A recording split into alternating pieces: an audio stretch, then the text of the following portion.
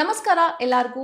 ಇವತ್ತು ನಮ್ಮ ಜೊತೆಗೆ ಇರುವಂತಹ ಅತಿಥಿ ಆಬ್ವಿಯಸ್ಲಿ ಎಲ್ರಿಗೂ ಗೊತ್ತಿದೆ, ಬಿಗ್ ಬಾಸ್ನಲ್ಲಿ ಸ್ಪರ್ಧಿಯಾಗಿದ್ದಂಥವರು. ಗೆದ್ದೇ ಹೋದ್ರೂ ಪರವಾಗಿಲ್ಲ, ಟಾಪ್ 4ಗೆ ಬಂದು ಎಲ್ಲರ ಮನಸ್ಸನ್ನ ಗೆದ್ದಿರುವಂತಹ ಒಬ್ಬ ಸ್ಪರ್ಧಿ ಮೋಕ್ಷಿತಾ ಪೈ ಅವರು ನಮ್ಮ ಜೊತೆಗೆ ಇದ್ದಾರೆ. ಬನ್ನಿ ಅವ್ರ ಜೊತೆಗೆ ಮಾತನಾಡೋಣ. ಅದಕ್ಕೂ ಮುಂಚೆ ಅವ್ರನ್ನ ಸ್ವಾಗತ ಮಾಡೋಣ. ನಮ್ಮ ಕಾರ್ಯಕ್ರಮಕ್ಕೆ ಸ್ವಾಗತ. Thank you. ಹೇಗಿದ್ದೀರಾ?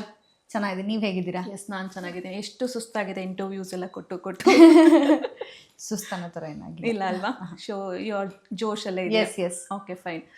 ಬಿಗ್ ಬಾಸ್ಗೆ ಯಾಕೆ ಹೋದ್ರಿ ಅಂತ ಕೇಳ್ತಾರೆ ಎಲ್ರು. ಬಿಗ್ ಬಾಸ್ಗೆ ಹೋಗದೆ ಇದ್ರೆ ಏನ್ ಮಿಸ್ ಮಾಡ್ಕೊಳ್ತಾ ಇದ್ರಿ ಅಂತ ನಾನು ಕೇಳ್ತೀನಿ.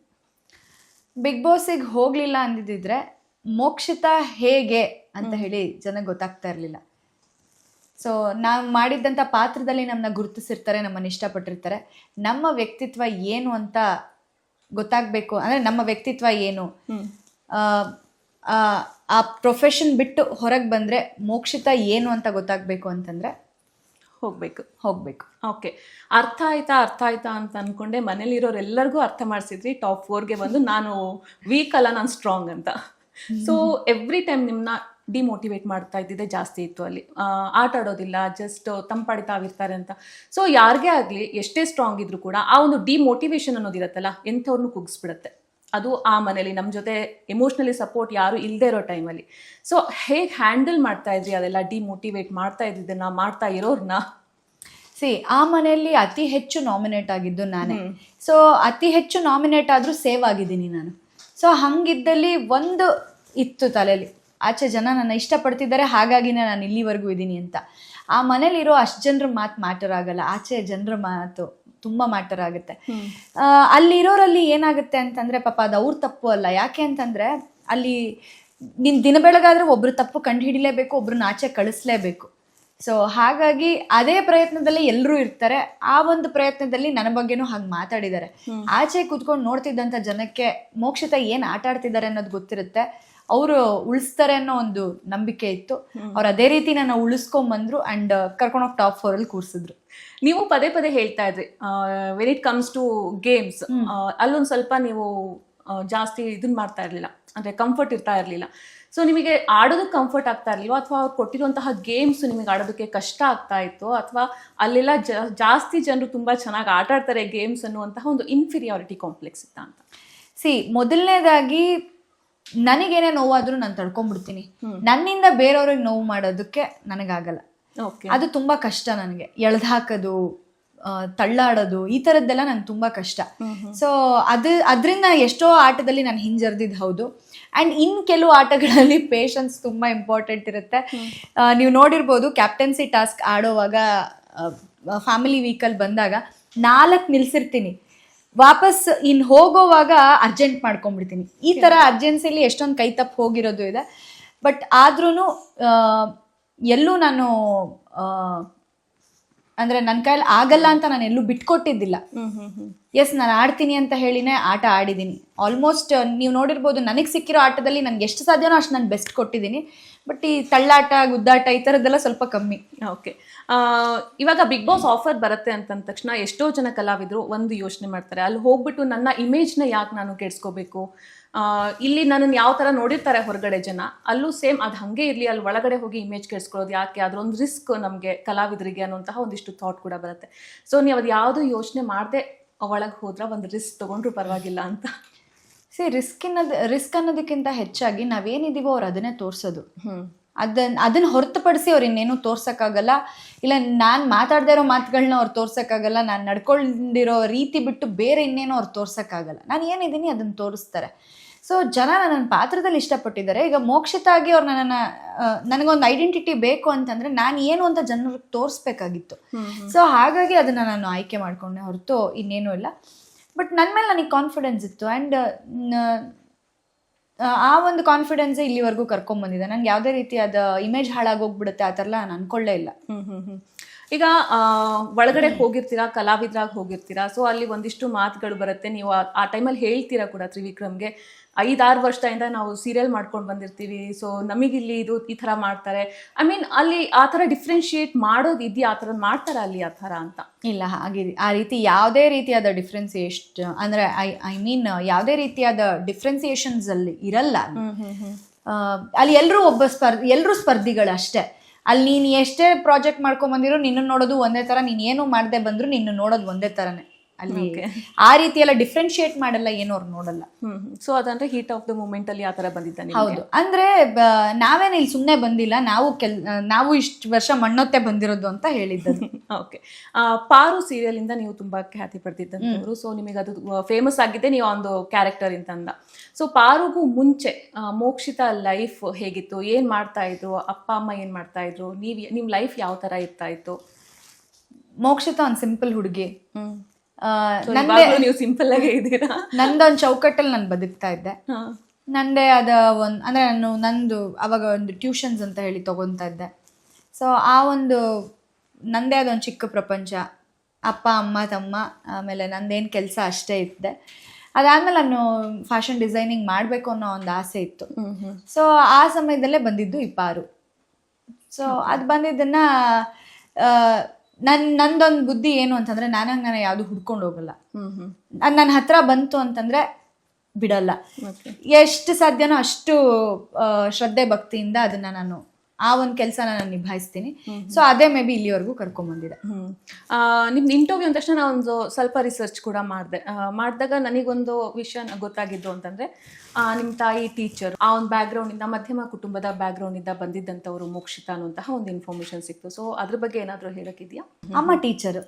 ಸೊ ಅದಲ್ಲದೆ ಅಪ್ಪಂದು ಒಂದು ಕಾರ್ನ ಇದಕ್ಕೆ MNCಗೂ ಬಿಟ್ಟಿರೋದಿದೆ. ಓಕೆ. ಇವಾಗ ಅವರಿಬ್ರದ್ದು ಫೀಲ್ಡ್ ಬೇರೆ ಆಗಿರೋದ್ರಿಂದ, ನೀವು ಬೇರೆ ಫೀಲ್ಡಿಗೆ ಬಂದಿರೋದ್ರಿಂದ, ಸೊ ನಿಮಗೆ ಸಪೋರ್ಟಿವ್ ಸಿಸ್ಟಮ್ ಯಾವ ಥರ ಸಿಗ್ತಾ ಇತ್ತು? ಬಿಕಾಸ್ ಆಕ್ಟ್ರೆಸ್ ಅಂತ ಆಗಬೇಕು ಅಂತಂದರೆ ಅಲ್ಲಿ ಎಲ್ಲೋ ಪಾಸಿಟಿವ್ ನೆಗೆಟಿವ್ ಎರಡೂ ಕೂಡ ತಗೋಬೇಕಾಗಿರುತ್ತೆ. ಆ ಒಂದು ಮನಸ್ಥಿತಿ ಇಟ್ಕೊಂಡೇ ನಾವು ಆ ಫೀಲ್ಡಿಗೆ ಹೋಗಬೇಕಾಗತ್ತೆ. ಸೊ ಅದಕ್ಕೆಲ್ಲ ಪ್ರಿಪೇರ್ ಆಗಿದ್ರಾ ಅವರು? ಅದಕ್ಕೋಸ್ಕರ ನಿಮ್ಮನ್ನ ಪ್ರಿಪೇರ್ ಮಾಡಿದ್ರಾ, ಹೇಗೆ? ಇಲ್ಲ, ನಮ್ಮ ಮನೇಲಿ ಫಸ್ಟ್ ಬೇಡ ಅಂತಾನೆ ಹೇಳಿದ್ದು, ಅಪ್ಪ ಬೇಡ ಅಂತಾನೆ ಹೇಳಿದ್ದು. ಬಟ್ ನಾನೇ ಇಲ್ಲ, ನನಗೆ ಪದೇ ಪದೇ ಆಫರ್ಸ್ ಬರ್ತಿದೆ ಅಂತಂದ್ರೆ ಯಾಕೆ ಟ್ರೈ ಮಾಡಬಾರ್ದು ಅಂತ ಹೇಳಿ ನಾನು ಮಾಡಿದ್ದು. ಸೊ ಪಾರು ಆದ್ಮೇಲೆ ಲೈಫು ಯಾವ ಥರ ಚೇಂಜ್ ಆಯಿತು ನಿಮ್ಮದು? ಯಾವ ಥರ ಮೋಕ್ಷಿತಾ ಹಿಂದೆ ಇದ್ದಿದ್ದು ಮೋಕ್ಷಿತನ್ ಲೈಫು, ಪಾರು ಸಿಕ್ಕ ಮೇಲೆ ಮೋಕ್ಷಿತನ್ ಲೈಫು ಯಾವ ಥರ ಚೇಂಜ್ ಆಯಿತು? ಏನಿಲ್ಲ, ಫ್ಯಾನ್ಸ್ ಅಂದ್ರೆ ನಂಗೆ ಜಾಸ್ತಿ ಫ್ಯಾನ್ ಬೇಸ್ ಇತ್ತು ಅಷ್ಟೇ. ಅದು ಬಿಟ್ಟು ಇನ್ನೇನು ನನ್ನ ಲೈಫಲ್ಲಿ ಇನ್ನೇನು ಚೇಂಜಸ್ ಆಗಿಲ್ಲ. ನಾನು ಹೆಂಗಿದ್ನೋ ಅವಾಗ ಹೆಂಗಿದ್ನೋ ಈಗಲೂ ಹಾಗೆ ಇದ್ದೀನಿ. ಇನ್ನೊಂದು ವಿನಯಾ ಪ್ರಸಾದ್ ಅವ್ರ ಜೊತೆ ನಿಮ್ದು ಕಾಂಬಿನೇಷನ್ ಪಾರುಲಿ ನಾವು ನೋಡಿದ್ವಿ. ಸೊ ಇಬ್ರದ್ದು ತುಂಬಾ ಒಳ್ಳೆ ಕಾಂಬಿನೇಷನ್ ಇತ್ತು. ನಿಮ್ಮ ಪಾತ್ರ ಅಷ್ಟೊಂದು ಫೇಮಸ್ ಆಗಕ್ಕೆ ಅವ್ರದ್ದು ಪಾತ್ರ ಯಾವ ತರ ಇತ್ತು ವಿನಯಾ ಪ್ರಸಾದ್ ಮ್ಯಾಮ್ದು ಅಂತ? ಅವರೇ ಆ ಶೋ ಹೈಲೈಟ್. ಅವ್ರು ಇದ್ದಿದ್ರಿಂದಾನೇ ಅದಷ್ಟು ಹೈಲೈಟ್ ಆಗಿದ್ದು. ಅವ್ರ ಜೊತೆಗೆ ನಾನು ಒಂಥರ ಜೊತೆಗೆ ಸೇರ್ಕೊಂಡು ಅದು ಇನ್ನೊಂಚೂರು ನನಗೆ ಹೆಸರು ಸಿಕ್ತು ಅಷ್ಟೇ. ಓಕೆ. ಎಲ್ಲರಿಗೂ ಗೊತ್ತಿರೋ ಹಾಗೆ ನಿಮ್ಮ ತಮ್ಮನ ನೀವು ನೋಡ್ಕೊಳ್ತಾ ಇದ್ರಿ. ಪಾರುಗೂ ಮುಂಚೆ ನೀವು ಫುಲ್ ಫ್ಲೆಡ್ಜ್ ಆಗಿ ನೀವು ನೋಡ್ಕೊಳ್ತಾ ಇದ್ರಿ. ಪಾರು ಸ್ಟಾರ್ಟ್ ಆದ್ಮೇಲೆ ನಿಮ್ಮ ತಂದೆ ತಾಯಿ ನೋಡ್ಕೊಳ್ತಾ ಇದ್ರು ಅಂತ. ಸೊ ಪಾರು ಮುಗಿದ್ಮೇಲೆ ಮತ್ತೆ ಸೇಮ್ ನಿಮ್ಮ ತಮ್ಮನ ನೀವು ನೋಡ್ಕೊಳ್ಳೋದಕ್ಕೆ ಸ್ಟಾರ್ಟ್ ಮಾಡಿದ್ದು. ಸೊ ಇದೆಲ್ಲ ನೋಡ್ತಾ ಹೋದರೆ ನೀವು ಬಿಗ್ ಬಾಸ್ಗೆ ಹೋಗ್ಬೇಕಂತಂದ್ರೆ ಆಬ್ವಿಯಸ್ಲಿ ಅಲ್ಲಿ 3 ತಿಂಗಳು ನೀವು ಮನೆ ಬಿಟ್ಟಿರಬೇಕಿತ್ತು. ಸೊ ನಿಮ್ಮ ಮೇಲೆ ನಿಮ್ಮ ತಮ್ಮ ಡಿಪೆಂಡೆನ್ಸಿ ತುಂಬ ಬೆಳೆಸ್ಕೊಂಡಿದ್ರು. ಸೊ ಅವ್ರನ್ನ ಬಿಟ್ಟು ಮನೆಗೆ ಹೋಗೋದು ಎಷ್ಟು ಚಾಲೆಂಜಿಂಗ್ ಆಗಿತ್ತು ಅಂತ ನಿಮಗೆ? ಲೈಫಲ್ಲಿ ಚಾಲೆಂಜಸ್ನ ತಗೊಂಡ್ರೆ ನಾವು ಲೈಫಲ್ಲಿ ಏನೋ ಒಂದು ಅಚೀವ್ ಮಾಡೋದಕ್ಕೆ ಸಾಧ್ಯ. ಸೊ ಹಾಗಾಗಿ ಓಕೆ, ಒಂದು 4 ತಿಂಗಳು ಬೇಜಾರಾಗ್ಬೋದು, ಇಲ್ಲ ಅಥವಾ ನಾನು ಮಿಸ್ ಮಾಡ್ಕೋಬೋದು. ಅದನ್ನೆಲ್ಲ ಓವರ್ಕಮ್ ಮಾಡಿದ್ರೆ ತಾನೇ ಅದೊಂದು ಸಕ್ಸಸ್ ಸಿಗೋದಕ್ಕೆ ಸಾಧ್ಯ. ಹಾಗಾಗಿ ಏನೇ ಇದ್ರೂ ಫೇಸ್ ಮಾಡೋಣ ಅಂತ ಅನ್ಕೊಂಡೆ ನಾನು ಹೋಗಿದ್ದು. ಓಕೆ. ನಿಮ್ಮ ತಮ್ಮ ಮನೆಗೂ ಬಂದರು, ನೀವು ಅಲ್ಲಿ ಸ್ವಲ್ಪ ಎಮೋಷ್ನಲ್ ಕೂಡ ಆದ್ರಿ. ಸೊ ಅವೆಲ್ಲವನ್ನು ನೀವು ದಿನಚರಿ ಏನಿರತ್ತಲ್ಲ ನಿಮ್ಮ ತಮ್ಮನ ಜೊತೆ ಎಲ್ಲವನ್ನೂ ನೀವು ಮನೇಲಿದ್ದಾಗ ಒಬ್ವಿಯಸ್ಲಿ ಮಿಸ್ ಮಾಡ್ಕೊಳ್ತಾ ಇದ್ರಿ. ಸೊ ಯಾವ ಥರ ಇರ್ತಾ ಇತ್ತು ನಿಮ್ಮ ದಿನಚರಿ ನಿಮ್ಮ ತಮ್ಮನ ಜೊತೆಗೆ? ಅಂದರೆ ಡೇ ಸ್ಟಾರ್ಟ್ ಆದಾಗಿಂದ ಎಂಡ್ವರೆಗೂ ನೀವು ಒಂದು ಮಗುನ ಹೇಗೆ ನೀವು ನೋಡ್ಕೋತೀರಾ, ಒಂದು ಎಳೆ ಮಗುನ ನೀವು ಹೇಗೆ ನೋಡ್ಕೋತೀರಾ ಅದೇ ರೀತಿ ಇರ್ತಿತ್ತು. ಎಷ್ಟು ಡಿಪೆಂಡ್ ಆಗಿದ್ದಾರೆ ನಿಮ್ಮ ಮೇಲೆ ನಿಮ್ಮ ತಮ್ಮ ಅಂತ? ನನ್ನೊಬ್ಬಳ ಮೇಲೆ ಅಲ್ಲ, ನಮ್ಮ ಮನೇಲಿ 3 ಜನದ ಮೇಲೆ ಒಂದು ಡಿಪೆಂಡ್ ಆಗಿದ್ದಾರೆ. ಸೊ ಇಲ್ಲ, ನೀವು ಹೇಳೋ ಪ್ರಕಾರ ನೀವು ತಾಯಿ ಅಂತೆ ಅವ್ರನ್ನ ನೋಡ್ಕೊಳ್ತೀರಾ. ನಮ್ಮ ಮನೇಲಿ ನಾನು ಹೇಗೆ ನೋಡ್ಕೋತೀನೋ ನಮ್ಮ ಅಪ್ಪ ಅಮ್ಮನೂ ಹಾಗೆ ನೋಡ್ಕೋತಾರ ನನ್ನ. ಓಕೆ. ಈಗ ಬಿಗ್ ಬಾಸ್ ಮನೆ ಒಳಗೆ ಬರೋದಾಯ್ತಂದ್ರೆ ಗೌತಮಿ ನೀವು ತುಂಬಾ ಪರಿಚಯ ಇದ್ದಂತಹ ಒಂದು, ಯಾಕಂದ್ರೆ ಒಂದೇ ಚಾನಲ್ ಅಲ್ಲಿ ನೀವು ಕೆಲಸ ಮಾಡಿದಂಥವ್ರು. ಸೊ ಎಲ್ಲೋ ಒಂದ್ ಕಡೆ ಇಬ್ರು PR ಕೂಡ ಒಬ್ಬರೇ ಇದ್ರು. ಸೊ ನೀವಿಬ್ರು ಮಾತಾಡ್ಕೊಂಡೇ ಬಿಗ್ ಬಾಸ್ ಮನೆಗೆ ಹೋಗಿದ್ದುಂಟಾ? ಆ ಥರದ್ದೆಲ್ಲ ಒಂದಿಷ್ಟು ಮಾತುಗಳು ಬರುತ್ತೆ. ಇಲ್ಲ, ಮಾತಾಡ್ಕೊಂಡು ಹೋಗಿದ್ದಿಲ್ಲ. ಬಟ್ ಅವ್ರು ಹೋಗ್ತಾರೆ ಅನ್ನೋದು ನನಗೆ ಗೊತ್ತಿತ್ತು. ಹಾಗೆ ನಂದು ಓಕೆ ಆಗಿದ ತಕ್ಷಣ PR ಟೀಮ್ ಅವ್ರು ಒಂದು ಸುಮಾರು ಜನ ನನ್ನ ಕೇಳಿದ್ರು. ನನಗೆ ಹಾಗೆ ಕೇಳಿದಾಗ ನನಗೆ ಇವ್ರು ಹೋಗ್ತಾರೆ ಅನ್ನೋದು ಗೊತ್ತಿದ್ದಿದ್ರಿಂದ ಇವ್ರ ಹತ್ರ ನಾನು ಕೇಳಿದ್ದೆ, ಈ ಥರ ನಂಗೆ PR ಸಜೆಸ್ಟ್ ಮಾಡಿ ಅಂತ. ನನ್ನ PR ತಗೊಳ್ಳಿ ಅಂತ ಹೇಳಿದ್ರು. ಅದು ಅವ್ರು ಹೇಳಕ್ಕೂ ಮುಂಚೆ ಏನಾಗಿತ್ತು ಅಂದ್ರೆ, ನನಗೆ ಇವ್ರು ಗೌತಮಿ ಅವ್ರ ಹೆಸರು ಹೇಳ್ಕೊಂಡು ಅವ್ರ PR ನಂಗೆ ಕಾಲ್ ಮಾಡಿರ್ತಾರೆ ಫಸ್ಟ್, ಈ ತರ ನಾವು ಗೌತಮಿ ಅವ್ರದ್ದು ಹ್ಯಾಂಡಲ್ ಮಾಡ್ತಾ ಇದೀವಿ ಅಂತ. ಅವಾಗ ನಾನು ಗೌತಮಿಗೆ ಫೋನ್ ಮಾಡಿ ಕೇಳ್ತೀನಿ, ಈ ತರ ಹಿಂಗೆ ಹೌದಾ ಅಂತ ಹೇಳಿ. ಹೌದು, ನಂಗೆ ನಾನು ಮೀಟಿಂಗ್ ಎಲ್ಲ ಮಾಡಿದ್ದೀನಿ, ನೀವು ಕೊಡ್ಬೋದು ಅವರಿಗೆ ಪೇಜ್ನ ಅಂತ ಹೇಳಿ ಹೇಳ್ತಾರೆ. ಹಂಗೆ ಕೊಟ್ಟಿದ್ದೆ ಹೊರತು ಅದಕ್ಕೂ ಮುಂಚೆ ನಾವು ಕುತ್ಕೊಂಡು ಮಾತಾಡಿದ್ದು ಅವೆಲ್ಲ ಏನೂ ಇಲ್ಲ. ಆ್ಯಂಡ್ 2 ದಿನ ಇತ್ತು ನಾನು ಹೋಗೋಕ್ಕೆ ಟೈಮ್. ಸೊ ಹಾಗಾಗಿ ಅಷ್ಟೆಲ್ಲ ಡಿಸ್ಕಷನ್ ಮಾಡ್ಕೊಂಡು ಹೋಗಿ ಅಲ್ಲೇನೋ ಎಕ್ಸಿಕ್ಯೂಟ್ ಮಾಡ್ಬೋದು ಅನ್ನೋ ಥರನೂ ಇರಲಿಲ್ಲ. ಓಕೆ, ಸೊ 2 ದಿನದಲ್ಲಿ ನೀವು ಕನ್ಫರ್ಮ್ ಮಾಡಿದ್ದು ಅಲ್ಲಿ ಹೋಗೋದಕ್ಕೆ ಅಂತಂದು. ಆಬ್ವಿಯಸ್ಲಿ ಇವಾಗ ಕನ್ಫರ್ಮೇಶನ್ ಕೊಡಬೇಕು ಅಂತಂದ್ರೆ ಅಟ್ಲೀಸ್ಟ್ ಒಂದು ಸ್ವಲ್ಪ ಟೈಮ್ ಇಟ್ಕೊಳ್ತಾರೆ. ನೀವು ಒಳಗಡೆ ಹೋಗೋದಕ್ಕೆ ನಿಮ್ಮ ಬೇಸಿಕ್ ನೀಡ್ಸ್ ಆದ್ರೂ ಬೇಕಾಗತ್ತೆ ತೊಗೊಂಡು ಹೋಗೋದಕ್ಕೆ ಅಲ್ಲ. ಸೊ ಆ 2 ದಿನದಲ್ಲಿ ಹೆಂಗೆ ಮ್ಯಾನೇಜ್ ಮಾಡಿದ್ರಿ ನೀವು? ಯಾಕೆ ಅಷ್ಟು ದಿನ ವೇಟ್ ಮಾಡಬೇಕಾಯ್ತು ನೀವು ಅಂತ ಕನ್ಫರ್ಮೇಶನ್ ಕೊಡೋದಕ್ಕೆ? ಅಂದರೆ ನಂದು ಚಾನಲ್ಗೆ ನನಗೆ ಮಾತುಕತೆ ನಡೀತಾ ಇತ್ತು. ಸೊ ಆ ಮಾತುಕತೆಯಲ್ಲಿ ನಿಧಾನ ಆಯ್ತೆ ಹೊರತು ಈ ವಿಚಾರದಿಂದ ನಾನು ಹೋಗ್ಬಾರ್ದು ಅನ್ನೋ ವಿಚಾರದಿಂದ ಅಲ್ಲ. ನಾನು ಇಲ್ಲಿವರೆಗೂ ಯಾವುದಕ್ಕೂ ಹಿಂಜರಿಯೋದು ಇಲ್ಲ. ಓಕೆ, ನಿಮ್ದು ಮಂಜಣ್ಣಂದು ಮತ್ತೆ ಗೌತಮಿದು ಒಂದು ಚೆನ್ನಾಗಿತ್ತು, ಒಂದು ಗ್ರೂಪು, ನಿಮ್ದು ಮಾತುಕತೆ ಎಲ್ಲ ಚೆನ್ನಾಗಿರ್ತಾ ಇತ್ತು. ಸಡನ್ ಆಗಿ ನೀವು ಬೇಡ ಇಲ್ಲಿಂದ ನನ್ನ ಆಟ ನಾನು ತೋರಿಸ್ಲೇಬೇಕು ಅಂತ ಒಂದು ಡಿಸಿಷನ್ ತಗೊಂಡು ಹೊರಗೆ ಬರ್ತೀರಾ. ಅದಾದ್ಮೇಲೆ ಮನೆ ವಾತಾವರಣ ಸ್ವಲ್ಪ ಚೇಂಜ್ ಆಗುತ್ತೆ. ಸೊ ಅದನ್ನ ನೀವು ಹೆಂಗೆ ಡಿಫೈನ್ ಮಾಡ್ತೀರಾ? ನೀವು ಅಂದ್ರೆ ಹೊರಗಡೆ ಬಂದಿದ್ದು ನಿಮಗೆ ಎಷ್ಟು ಯೂಸ್ಫುಲ್ ಆಯಿತು ಅಂತ? ಅಲ್ಲಿಂದ ನಾನು ಹೊರಗೆ ಬಂದ್ಮೇಲೆ ನಾನು ಹೇಗೆ ಆಟ ಆಡಿದೆ ಅಂತ ನಿಮ್ಗಳಿಗೆ ಗೊತ್ತು. ಅಲ್ಲಿ ನನ್ನ ಇಂಡಿವಿಜುವಾಲಿಟಿ ಎದ್ದು ಕಾಣಿಸ್ತು. ಸೊ ಆ ಡಿಸಿಷನ್ ನಾನು ತೊಗೊಂಡಿದ್ದು ಸರಿ ಅಂತ ಹೇಳಿ ಅನ್ನಿಸ್ತು. ಇಲ್ಲ ಅಂದಿದ್ರೆ ಅದೇ ಗ್ರೂಪಲ್ಲಿ ಇದ್ದಿದ್ರೆ ಆಟಕ್ಕುಂಟು ಲೆಕ್ಕಕ್ಕಿಲ್ಲ ಅನ್ನೋ ಥರ ಆಗಿರ್ತಿದ್ದೆ ಆ್ಯಂಡ್ ಬೇಗ ಹೊರಗೆ ಬಂದ್ಬಿಡ್ತಿದ್ದೆ. ಸೊ ಟಾಪ್ 4ಗೆ ಬರೋದಕ್ಕೆ ನೀವು ಅವ್ರ ಗ್ರೂಪ್ ಬಿಟ್ಟು ಹೊರಗೆ ಬರೋದಕ್ಕೆ ಕಾರಣ ಅಂತ ಹೇಳ್ತೀರಾ. ಓಕೆ, ಅಂದ್ರೆ ಸೊ ಟಾಪ್ 4 ಬರೋಕ್ಕೆ ಅವರು ಕೂಡ ಕಾರಣ ಅಂತ ಅವ್ರಿಗೂ ನೀವು ಕ್ರೆಡಿಟ್ ಕೊಡ್ತೀರಾ ಹೇಗೆ? ಖಂಡಿತ ಇಲ್ಲ. ಇಲ್ವಾ? ಇಲ್ಲ. Okay, fine. ಅದು ನನ್ನ ಎಫರ್ಟ್ಸ್. ಅದು ನನ್ನ ಎಫರ್ಟ್ಸಲ್ಲಿ ನಾನು ಬೇರೆಯವ್ರಿಗೆ ಯಾಕೆ ಕ್ರೆಡಿಟ್ಸ್ ಕೊಡಲಿ?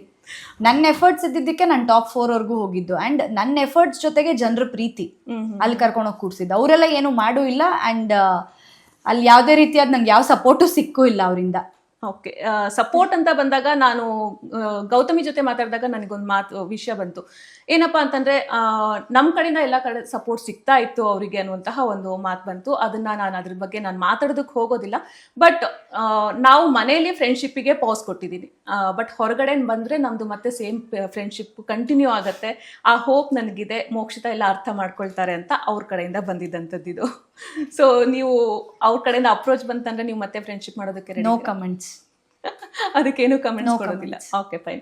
ನೀವು ಫೈನಲಿಸ್ಟ್ ಆಗೋದಕ್ಕೆ ಡಿಸರ್ವ್ ಮಾಡಲ್ಲ ಅಂತ ಒಂದು ಮಾತುಗಳು ಅವ್ರ ಹೊರಗಡೆ ಬಂದ್ಮೇಲೂ ಬಂದಿತ್ತು, ಮನೇಲಿದ್ದಂತಹ ಜನಗಳು ಕೂಡ ಹೇಳ್ತಾ ಇದ್ರು. ಸೊ ನಿಮ್ಮ ಎಫರ್ಟ್ ಅಲ್ಲಿ ಕಾಣಿಸ್ತಾ ಇರ್ಲಿಲ್ವಾ ಅವ್ರಿಗೆ? ನೀವು ಬಂದಿರೋದಕ್ಕೆ ಏನಾದ್ರು ಒಂದು ರೀಸನ್ ಇದ್ದೇ ಇರುತ್ತೆ. ಹಂಗೆ ಸುಮ್ಮನೆ ಕುತ್ಕೊಂಡ್ರು ಬರೋದಕ್ಕೆ ಆಗೋದಿಲ್ಲ. ಪಾಪ ಅವ್ರಿಗೆ ಕಾಣಿಸ್ತಿರ್ಲಿಲ್ಲ, ಜನಕ್ಕೆ ಕಾಣಿಸ್ತು ಅಷ್ಟೇ. ಅಷ್ಟೇ. ಸೊ ಅದನ್ನೊಂದು ಸ್ವಲ್ಪ ಎಲಾಬ್ರೇಟ್ ಮಾಡಿ ಹೇಳ್ಬೋದು ಅಂತಂದ್ರೆ? ಎಲಾಬ್ರೇಟ್ ಮಾಡೋಕ್ಕೆ ಏನೂ ಇಲ್ಲ. ಪ್ರತಿಯೊಂದು ಜನ ಕುತ್ಕೊಂಡು ನೋಡಿದ್ದಾರೆ ನಾನು ಹೆಂಗಿದ್ದೆ, ಏನು ಎತ್ತ ಅಂತ. ಬಿಗ್ ಬಾಸ್ ಅಂದ ತಕ್ಷಣ ಬರೀ ಟಾಸ್ಕ್ ಒಂದೇ ಅಲ್ಲ, ಅದನ್ನು ವೀಕೆಂಡಲ್ಲಿ ಸರ್ ಕೂಡ ಹೇಳಿದ್ದಾರೆ. ಆ್ಯಂಡ್ ನನ್ನ ವ್ಯಕ್ತಿತ್ವ ಏನು ಅಂತಲೂ ಸರ್ ಹೇಳಿದ್ದಾರೆ ಅಲ್ಲಿ. ಸೊ ಅದೇ ಜನಕ್ಕೆ ಇಷ್ಟ ಆಗಿ ಜನ ಕರ್ಕೊಂಡೋಗಿ ಟಾಪ್ 4ಅಲ್ಲಿ ಕೂರಿಸಿದ್ದಾರೆ. ಸೊ ಅಲ್ಲಿರೋ ಕಂಟೆಸ್ಟೆಂಟ್ಸ್ ಹೇಳಿದ್ರು ಅಂದ ತಕ್ಷಣ ನಾನು ಅದನ್ನು ತಲೆಗೇನಕ್ಕೆ ತಗೋಬೇಕು? ಓಕೆ, ಇದೆಲ್ಲದ್ರ ಮಧ್ಯೆ ರಜತ್ ಅವರು ಒಂದು ಔಟ್ ಆಫ್ ಸಿಲೆಬಸ್. ಬಿಕಾಸ್ ನಮಗೆ ಗೊತ್ತಿರಲಿಲ್ಲ ನಿಮಗೆ ರಜತ್ ಇಷ್ಟೊಂದು ಇಷ್ಟ ಆಗ್ತಾರೆ ಅಂತಂದು. ಮನೇಲಿ ಇದ್ದಾಗ ನಮಗೆ ಅದಷ್ಟು ಫೀಲ್ ಆಗಿರಲಿಲ್ಲ. ಬಟ್ ಹೊರಗಡೆ ಬಂದ ನಂತರ ನೀವು ಹೇಳ್ತಾ ಇದ್ದೀರಾ ರಜತ್ ಬಗ್ಗೆ ಒಂದಿಷ್ಟು ಮಾತುಗಳು ಬರುತ್ತೆ, ಅವ್ರ ಜೊತೆ ಫ್ರೆಂಡ್ಶಿಪ್ ಮುಂದುವರಿಸಬೇಕು ಅಂತ ಕೂಡ ಹೇಳ್ತೀರಾ. ಸೊ ಏನಕ್ಕೆ ರಜತ್ ಔಟ್ ಆಫ್ ಸಿಲೆಬಸ್ ಆದವರು ನಿಮ್ಮ ಒಂದು ಲೈಫಲ್ಲಿ ಒಂದು ಸ್ವಲ್ಪ ಒಳ್ಳೆ ಗುಡ್ ಫ್ರೆಂಡ್ ಆಗ್ಬೋದು ಅಂತ ಅನ್ಸಿದ್ದು ಅಂತ? ನೇರ ದಿಟ್ಟ ಅವರು. ಏನೇ ಇದ್ರು ನೇರವಾಗಿ ಮಾತಾಡ್ತಾರೆ. ಆ ವ್ಯಕ್ತಿಲಿ ಒಂಥರ ಕಲ್ಮಶ ಇಲ್ಲ. ಏನು ಮಾತಾಡಿದ್ರು ಸ್ಟ್ರೈಟ್ ಆಗಿ ಮಾತಾಡ್ತಾರೆ. ತಪ್ಪು ಮಾಡಿದ್ರೆ ಅಕ್ಸೆಪ್ಟ್ ಮಾಡ್ತಾರೆ. ನನಗಲ್ಲಿ ಎಷ್ಟೋ ವಿಚಾರಗಳಲ್ಲಿ ನನ್ನ ಪರವಾಗಿ ನಿಂತಿದ್ದಾರೆ. ಓಕೆ, ಸೊ ಆ ಒಂದು ರೀಸನ್ಗೆ ಫೈನ್. ಶಿಶಿರ್ ಮತ್ತೆ ಐಶ್ವರ್ಯ ಜೊತೆಗೆ ನಿಮ್ಮದು ಬಾಂಡಿಂಗ್ ಚೆನ್ನಾಗಿತ್ತು. ಅದು ಸ್ವಲ್ಪ ಶಾರ್ಟ್ ಪೀರಿಯಡ್ ಆದರೂ ಕೂಡ ಬಾಂಡಿಂಗ್ ಚೆನ್ನಾಗಿತ್ತು. ಸೊ ಅಷ್ಟೇ ಶಾರ್ಟ್ ಪೀರಿಯಡಲ್ಲಿ ನಿಮಗೆ ಅನಿಸ್ತಾ ಅವರಿಬ್ರು ಜೆನ್ಯೂನ್ ಆಗಿದ್ದಾರೆ, ನನ್ನ ಜೊತೆ ಜೆನ್ಯೂನ್ ಆಗಿ ಅವರು ಬಿಹೇವ್ ಮಾಡ್ತಾರೆ, ಹೊರಗಡೆ ಬಂದಮೇಲೂ ಕೂಡ ಅವ್ರ ಜೊತೆ ಫ್ರೆಂಡ್ಶಿಪ್ನ ಮುಂದುವರಿಸ್ಬೋದು? ಹೌದು ಅನಿಸಿದೆ. ಸೊ ಯಾವ ಒಂದು ಸಂದರ್ಭದಲ್ಲಿ ನಿಮಗೆ ಅವರಿಬ್ರು ತುಂಬ ಜೆನ್ಯೂನ್ ಅಂತ ಅನಿಸಿದ್ದು? ಅಂದರೆ ನನ್ನ ವಿಚಾರದಲ್ಲಿ, ಎಸ್ಪೆಷಲಿ ಈ ಟಾಸ್ಕ್ ವಿಚಾರದಲ್ಲಿ ಆಗಿರ್ಬೋದು, ಇಲ್ಲ ಬೇರೆ ಏನಾದರೂ ನಾನು ಬೇಜಾರಾಗಿದ್ದಾಗ ಆಗಿರ್ಬೋದು, ಅವ್ರು ನನಗೆ ಮೋಟಿವೇಟ್ ಮಾಡ್ತಿದ್ದಂಥ ರೀತಿ ಆಗಿರ್ಬೋದು. ಆ್ಯಂಡ್ ಏನಾದ್ರು ನನ್ನ ಕಡೆಯಿಂದ ಏನಾದ್ರು ಒಂದು ಆದಾಗ ಅವ್ರಿಗದು ಪ್ರೈಸ್ ಮಾಡ್ತಿದ್ದಂಥ ರೀತಿ ಆಗಿರ್ಬೋದು. ಈ ಥರದ್ದೆಲ್ಲ ವಿಚಾರಗಳು ಇವಾಗ ನೋಡಿ, ಅಲ್ಲೆಲ್ಲರೂ ಕಂಟೆಸ್ಟೆಂಟ್ಸ್ ಆಗಿರೋದ್ರಿಂದ ಒಬ್ರನ್ನ ನೋಡಿದ್ರೆ ಒಬ್ರಿಗೆ ಇಲ್ಲಿ ನಾವು ಹೊಗಳ್ಬಿಟ್ರೆ ಅವ್ರೆಲ್ಲಿ ಮುಂದಕ್ಕೆ ಹೋಗ್ಬಿಡ್ತಾರೋ ಅನ್ನೋ ಒಂದು ಮನಸ್ಥಿತಿ ಇರುತ್ತೆ. ಬಟ್ ಐಶು ಶಿಶಿರಲ್ಲ ಆ ಬುದ್ಧಿ ಇರಲಿಲ್ಲ. ಓಕೆ, ಅದೊಂಥರ ಅವರು ನಿಸ್ವಾರ್ಥತೆಯಿಂದನೇ ಇದ್ರು. ಸೊ ಹಾಗಾಗಿ ಅದು ಇಷ್ಟ ಆಗುತ್ತೆ. ಓಕೆ, ಮನೆಯೊಳಗೆ ಇರುವಂತಹ ಸಂದರ್ಭದಲ್ಲಿ ಗೌತಮಿ ಜೊತೆಗೆ ಒಂದು ಸ್ವಲ್ಪ ಮಿಸ್ಅಂಡರ್ಸ್ಟ್ಯಾಂಡಿಂಗ್ ಇತ್ತು, ಅವ್ರ ಜೊತೆ ನೀವು ಮಾತಾ ಕೂಡ ಜಾಸ್ತಿ ಆಡ್ತಾ ಇರಲಿಲ್ಲ. ಅದೇ ಅಟ್ ದ ಸೇಮ್ ಟೈಮ್ ಮಂಜಣ್ಣನ ಜೊತೆಗೆ ನಿಮ್ಗೆ ಒಂದು ಸ್ವಲ್ಪ ಜಗಳ ಆದರೂ ಕೂಡ ನೀವು ಮಂಜಣ್ಣನ ಜೊತೆ ಮಾತಾಡ್ತಾ ಇರೋದು, ನಿಮ್ಮಿಬ್ರು ಕನ್ವರ್ಸೇಷನ್ ನಡೀತಾ ಇರುತ್ತೆ. ಸೊ ಮಂಜಣ್ಣ ಬೇಸಿಕಲಿ ನಿಮಗೆ ಯಾವ ಥರ ಕಾಣ್ತಾರೆ? ಬಿಕಾಸ್ ಎಲ್ಲೋ ಒಂದು ಕಡೆ ಜಗಳ ಬರುತ್ತೆ, ಮತ್ತೆ ಇಬ್ರು ಒಂದು ಕಡೆ ಮಾತಾಡ್ತೀರಾ, ಆ ಒಂದು ಬಾಂಡಿಂಗು ನಿಮ್ಮಿಬ್ಬರ ಮಧ್ಯೆ ಬಾಂಡಿಂಗು ಕಂಪ್ಲೀಟಾಗಿ ನಿಂತು ಹೋಯ್ತು ಅಂತಂತೂ ನಮಗೆ ಅನಿಸಿರ್ಲಿಲ್ಲ ಬಿಗ್ ಬಾಸ್ ಮನೇಲಿ. ಆ ವ್ಯಕ್ತಿ ಏನು ಅಂತಂದ್ರೆ ಆ ಟೈಮಿಗೆ ಜಗಳ ಆಡ್ಬಿಡ್ತಾರೆ, ಬಟ್ ಅದನ್ನ ಕಂಟಿನ್ಯೂ ಮಾಡಲ್ಲ. ಓಕೆ. ಇನ್ನು ಸ್ವಲ್ಪ ಇನ್ನೊಂದು 2 ದಿವಸನೋ 3 ದಿವಸನೋ ಆಗ್ತಿದ್ದ ಹಾಗೆ ಅದೊಂಥರ ಮತ್ತೆ ಮಾತಾಡ್ಸೋಕೆ ಶುರು ಮಾಡ್ತಾರೆ. ಅವ್ರು ಎಲ್ಲರ ಹತ್ರನೂ ಹಾಗೆ ಆ ಟೈಮಲ್ಲಿ ಜಗಳ ಆಡ್ಬಿಡ್ತಾರೆ, ಬಟ್ ಆಮೇಲೆ ಅವರೇ ಕುತ್ಕೊಂಡು ಮಾತಾಡ್ತಾರೆ, ಅವರೇ ಮಾತಾಡೋದಕ್ಕೆ ಟ್ರೈ ಮಾಡ್ತಾರೆ. ಸೊ ಈ ಥರ ವ್ಯಕ್ತಿ ಅವರು. ಹಾಗಾಗಿ ಅವರು ನಂಗೆ ಇಷ್ಟ ಆಗ್ತದೆ. ಅಂದರೆ ನಿಮ್ಮ ಮೇಲೆ ಅವ್ರಿಗೆ ಒಂದು ಸಾಫ್ಟ್ ಕಾರ್ನರ್ ಇದ್ದೇ ಇತ್ತಿತ್ತು ಯಾವಾಗಲೂ, ನಿಮ್ಮನ್ನ ಕಂಪ್ಲೀಟಾಗಿ ಅವ್ರು ದೂರ ಮಾಡ್ಕೊಂಡಿರ್ಲಿಲ್ಲ. ಸೊ ಅಷ್ಟಿದ್ರು ಕೂಡ ಯಾಕೆ ಅವರು ಓಪನ್ ಆಗಿ ನಿಮ್ ಜೊತೆ ಇರ್ತಾ ಇರ್ಲಿಲ್ಲ ಅಂತ ನಿಮಗೆ ಏನ್ ಅನ್ಸುತ್ತೆ ಅಂತ ಅದ್ರ ಬಗ್ಗೆ? ಅದು ಅವರೇ ಹೇಳಬೇಕು, ಏನು ಅವ್ರನ್ನ ತಡೀತಿತ್ತು ಅಂತ ಅವರೇ ಹೇಳಬೇಕು. ಓಕೆ. ಸೊ ನಿಮಗೆ ಅದ್ರ ಬಗ್ಗೆ ಏನೋ ಐಡಿಯಾ ಇಲ್ಲ? Okay, fine. ಮನೆಯಿಂದ ಹೊರಗಡೆ ಇರುವಂತಹ ಒಂದು ಸಂದರ್ಭದಲ್ಲಿ ನಿಮ್ಮ ಫ್ಯಾನ್ಗಳು ಒಂದಿಷ್ಟು ಫ್ಯಾನ್ ಪೇಜ್ನ ಕ್ರಿಯೇಟ್ ಮಾಡ್ತಾರೆ, ಸಿಕ್ಕಾಪಟ್ಟೆ ಮೀಮ್ಸ್ಗಳು ಬರುತ್ತೆ, ಟ್ರೋಲ್ಗಳಾಗತ್ತೆ, ನಿಮಗೆ ಗೊತ್ತಿರಲ್ಲ, ನೀವು ಹೊರಗಡೆ ಬಂದ್ಮೇಲೆ ನಿಮಗೆ ಗೊತ್ತಾಗತ್ತೆ ಎಷ್ಟು ಲೆವೆಲಿಗೆ, ಎಷ್ಟು ಪೀಕ್ ಲೆವೆಲಿಗೆ ಅದು ಹೋಗಿದೆ ಅಂತಂದು. ನೀವೊಂದು ಸಾಂಗ್ ಹೇಳಿದ್ರು ಕೂಡ ಆ ಸಾಂಗ್ನ ಇಟ್ಕೊಂಡು ಅದೊಂದು ಟ್ರೋಲ್ ಆಗ್ತಾ ಇತ್ತು. ಸೊ ಯಾವುದೇ ಬಿಗ್ ಬಾಸ್ ಕಂಟೆಸ್ಟೆಂಟ್ಗೆ ಈ ಲೆವೆಲಲ್ಲಿ ಸೋಷಿಯಲ್ ಮೀಡಿಯಾದಲ್ಲಿ ಸಪೋರ್ಟ್ ಸಿಕ್ಕಿರಲಿಲ್ಲ. ಹೌದಾ? ಹೌದು. ಬಿಕಾಸ್ ನಾನು ನೋಡ್ತಾ ಇದ್ದಂಗೆ ನಾನು ಫಾಲೋ ಮಾಡ್ತಾ ಇದ್ದೆ, ಬಟ್ ಈ ಲೆವೆಲಲ್ಲಿ ಸೋಷಿಯಲ್ ಮೀಡಿಯಾದ ಪ್ರತಿಯೊಂದಕ್ಕೂ ಒಂದೊಂದು ಸಾಂಗಿಗೂ ಟ್ರೋಲ್ ಆಗೋದು, ತುಂಬಾನೇ ಲವ್ ಸಿಕ್ಕಿದೆ ನಿಮಗೆ ಸೋಷಿಯಲ್ ಮೀಡಿಯಾದಿಂದ. ಸೊ ಅದ್ರ ಬಗ್ಗೆ ಹೇಳೋದಾದ್ರೆ, ಫ್ಯಾನ್ಸ್ ಅಭಿಮಾನಿಗಳೇ ನಮ್ಮನೆ ದೇವರು. ಅವರೇ ಇಲ್ಲಿವರೆಗೂ ಕರ್ಕೊಂಬಂದಿರೋದು ನಿಜವಾಗ್ಲು. ಸೊ ಅವ್ರಿಗೆ ಎಷ್ಟು ನಾನು ಥ್ಯಾಂಕ್ಸ್ ಹೇಳಿದ್ರು ಸಾಲದು. ಥ್ಯಾಂಕ್ಸ್ ಅನ್ನೋದು ಕೂಡ ಸಣ್ಣ ಪದ ಅವ್ರುಗಳಿಗೆ. ನಾನು ಒಳಗಡೆ ಏನು ಹೋರಾಡ್ತಿದ್ನೋ ಹೊರಗಡೆ ಅವ್ರು ನನಗೋಸ್ಕರ ಅಷ್ಟು ಹೋರಾಟ ಮಾಡಿದ್ದಾರೆ. ಆ ಏನೋ ಒಂದು ಚಿಕ್ಕ ಬಿಟ್ನ ಇಟ್ಕೊಂಡು ರೀಲ್ಸ್ ಮಾಡೋರು, ಆ್ಯಂಡ್ ಆ ಎಡಿಟಿಂಗ್ಸು, ಆ ಹ್ಯಾಶ್ಟ್ಯಾಗ್ಸು, ಆ ಟ್ಯಾಗ್ ಲೈನ್ಸು ಅದೆಲ್ಲ ನೋಡ್ತಿದ್ರೆ ಬಿಗ್ ಬಾಸ್ಗೆ ಹೋಗಿದ್ದಕ್ಕೂ ಸಾರ್ಥಕ ಅಪ್ಪ ಅಂತ ಹೇಳ್ಬಿಟ್ಟು ಅನ್ಸುತ್ತೆ. ಅಷ್ಟು ಫ್ಯಾನ್ಸ್ ನಾನು ಎಕ್ಸ್ಪೆಕ್ಟೇ ಮಾಡಿರಲಿಲ್ಲ, ಬಟ್ ತುಂಬಾ ಖುಷಿ ಇದೆ ಇದಕ್ಕೆ. ಎಲ್ಲೂ ಅವ್ರು ನನ್ನನ್ನು ಬಿಟ್ಕೊಟ್ಟಿಲ್ಲ, ಅದು ನಂಗೆ ಹೆಮ್ಮೆ ಇದೆ. ನನ್ನ ಫ್ಯಾನ್ಸ್ ಬಗ್ಗೆ ನಂಗೆ ತುಂಬ ಹೆಮ್ಮೆ ಇದೆ. ಓಕೆ. ತ್ರಿವಿಕ್ರಮ್ಗೆ ಗೋಮುಖ ವ್ಯಾಘ್ರ ಅಂತ ಅಂದವ್ರು ನೀವು, ಆದರೆ ಹೊರಗಡೆ ಫ್ಯಾನ್ಸು ನಿಮ್ಮಿಬ್ರನ್ನ ಕಪ್ಪಲ್ ಥರನೇ ತೋರಿಸಿರೋದು ಉಂಟು. ಸೊ ಆ ರೀಲ್ಸ್ ಎಲ್ಲ ನೀವು ನೋಡಿದ್ರ, ಅದ್ರ ಬಗ್ಗೆ ನೀವೇನು ಹೇಳಕ್ಕೆ ಇಷ್ಟಪಡ್ತೀರಿ? ನಗು ಬಂತು ನೋಡಿ. ಫಸ್ಟ್ ಸುದೀಪ್ ಸರ್ ತೋರಿಸಿದಾಗ ಶಾಕ್ ಆಯಿತು. ಆ ಮನೇಲಿ 2 feet ಡಿಸ್ಟೆನ್ಸ್ ಅಂದ್ರೆ ಆ ವ್ಯಕ್ತಿನೇ, ಅವ್ರ ಜೊತೆಗೆ ಜನ ಹಿಂಗೆಲ್ಲ ಇಷ್ಟಪಡ್ತಿದಾರ ಅಂತ ಹೇಳಿ ಶಾಕ್ ಆಯ್ತು. ಆಮೇಲೆ ಆ ವಿಡಿಯೋಸ್ ಎಲ್ಲ ಬಂದ್ಮೇಲೆ ಮನೇಲಿ ಕೂತ್ಕೊಂಡೆಲ್ಲ ಕುಲಂಕುಷವಾಗಿ ನೋಡಿದ್ಮೇಲೆ ನಗು ಬಂತು. 2 feet ಡಿಸ್ಟೆನ್ಸ್ ತ್ರಿವಿಕ್ರಮ್ ಜೊತೆ ಯಾವಾಗಲೂ ಇರ್ತೀರಿ, ಯಾಕೆ ಆ ಥರ? ನೀವೆಲ್ಲರ ಜೊತೆನೂ ಮಾತಾಡಿದ್ದುಂಟು, ತ್ರಿವಿಕ್ರಮ್ ಜೊತೆ ಯಾವ ಥರ ಡಿಸ್ಟೆನ್ಸ್ನ ಯಾಕೆ ಮೇಂಟೈನ್ ಮಾಡಬೇಕಾಗಿ ಬಂತು? ಅದೇನೋ ಗೊತ್ತಿಲ್ಲ, ವೈಬ್ಸ್ ಮ್ಯಾಚ್ ಆಗಲಿಲ್ಲ ನನಗೆ ಅವ್ರಿಗೆ. ಕೊನೆದಾಗ ನೀವು ಹಾರ್ಟ್ ಕೂಡ ಒಂದು ಕೊಡ್ತೀರಾ, ಅದೊಂದು ಟಾಸ್ಕ್ ಆಗುತ್ತೆ. ಇಬ್ಬರು ಮಧ್ಯೆ ಇರುವಂತಹ ಒಂದು ಮನಸ್ತಾಪನ, ಮಿಸ್ಅಂಡರ್ಸ್ಟ್ಯಾಂಡಿಂಗ್ ಕ್ಲಿಯರ್ ಮಾಡ್ಕೊಳ್ಳೋದು. ಸೊ ಅದಾದ್ಮೇಲೂ ಕೂಡ ನಿಮಗೆ ಸೇಮ್ ವೈಬೇ ಇನ್ನೂ ತನಕ ಇದೆಯಾ ಅವ್ರ ಜೊತೆ? ನಾನು ಡಿಸ್ಟೆನ್ಸ್ ಮೇಂಟೈನ್ ಮಾಡಲೇಬೇಕು ಅನ್ನೋದು? ಈಗ ಇನ್ನೇನು ಶೋ ಮುಗಿಸ್ಕೊಂಬಂದೆ, ಇನ್ನೇನಕ್ಕೆ ನನಗೆ ಅಗತ್ಯನೇ ಇಲ್ಲ. ಇವಾಗ ಕಂಟೆಸ್ಟೆಂಟ್ಗಳು ಹೊರಗೆ ಬಂದ್ಮೇಲೆ ಒಂದು ಮೀಟಪ್ ಮಾಡ್ತಾರೆ, ಗೆಟ್ ಟುಗೆದರ್ ಮಾಡ್ತಾರೆ. ಆ ಥರ ಟೈಮಲ್ಲಿ ನೀವಿಬ್ರು ಮುಖಾಮುಖಿ ಆಗಬೇಕಾಗತ್ತೆ. ಸೊ ಆ ಥರ ಟೈಮಲ್ಲೂ ನೀವು ಸೇಮ್ ಡಿಸ್ಟೆನ್ಸ್ ಮೇಂಟೈನ್ ಮಾಡುವಂಥ ಒಂದು ಪರಿಸ್ಥಿತಿ ಇದೆಯಾ, ಅಥವಾ ಓಕೆ ಸಿಕ್ಕಿದ್ರೆ ಮಾತಾಡ್ಸ್ತೀನಿ ಅಷ್ಟೇ? ಸೊ ಕಾಂಟ್ಯಾಕ್ಟ್ ಇಟ್ಕೊಳ್ಳೋವಂಥದ್ದು ಫೈನ್. ಯಾರ ಜೊತೆ ನೀವು ಕಾಂಟ್ಯಾಕ್ಟಲ್ಲಿ ಇರಬೇಕು ಅಂತ ನೀವು ಅನ್ಕೊಂಡಿದ್ದೀರಾ ಬಿಗ್ ಬಾಸ್ ಕಂಟೆಸ್ಟೆಂಟ್ಸಲ್ಲಿ? ಐಶು, ಶಿಶಿರ್, ರಜತ್, 3 ಜನ.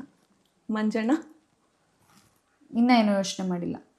ಗೌತಮಿ ಬಗ್ಗೆ no comments? No comments. Okay.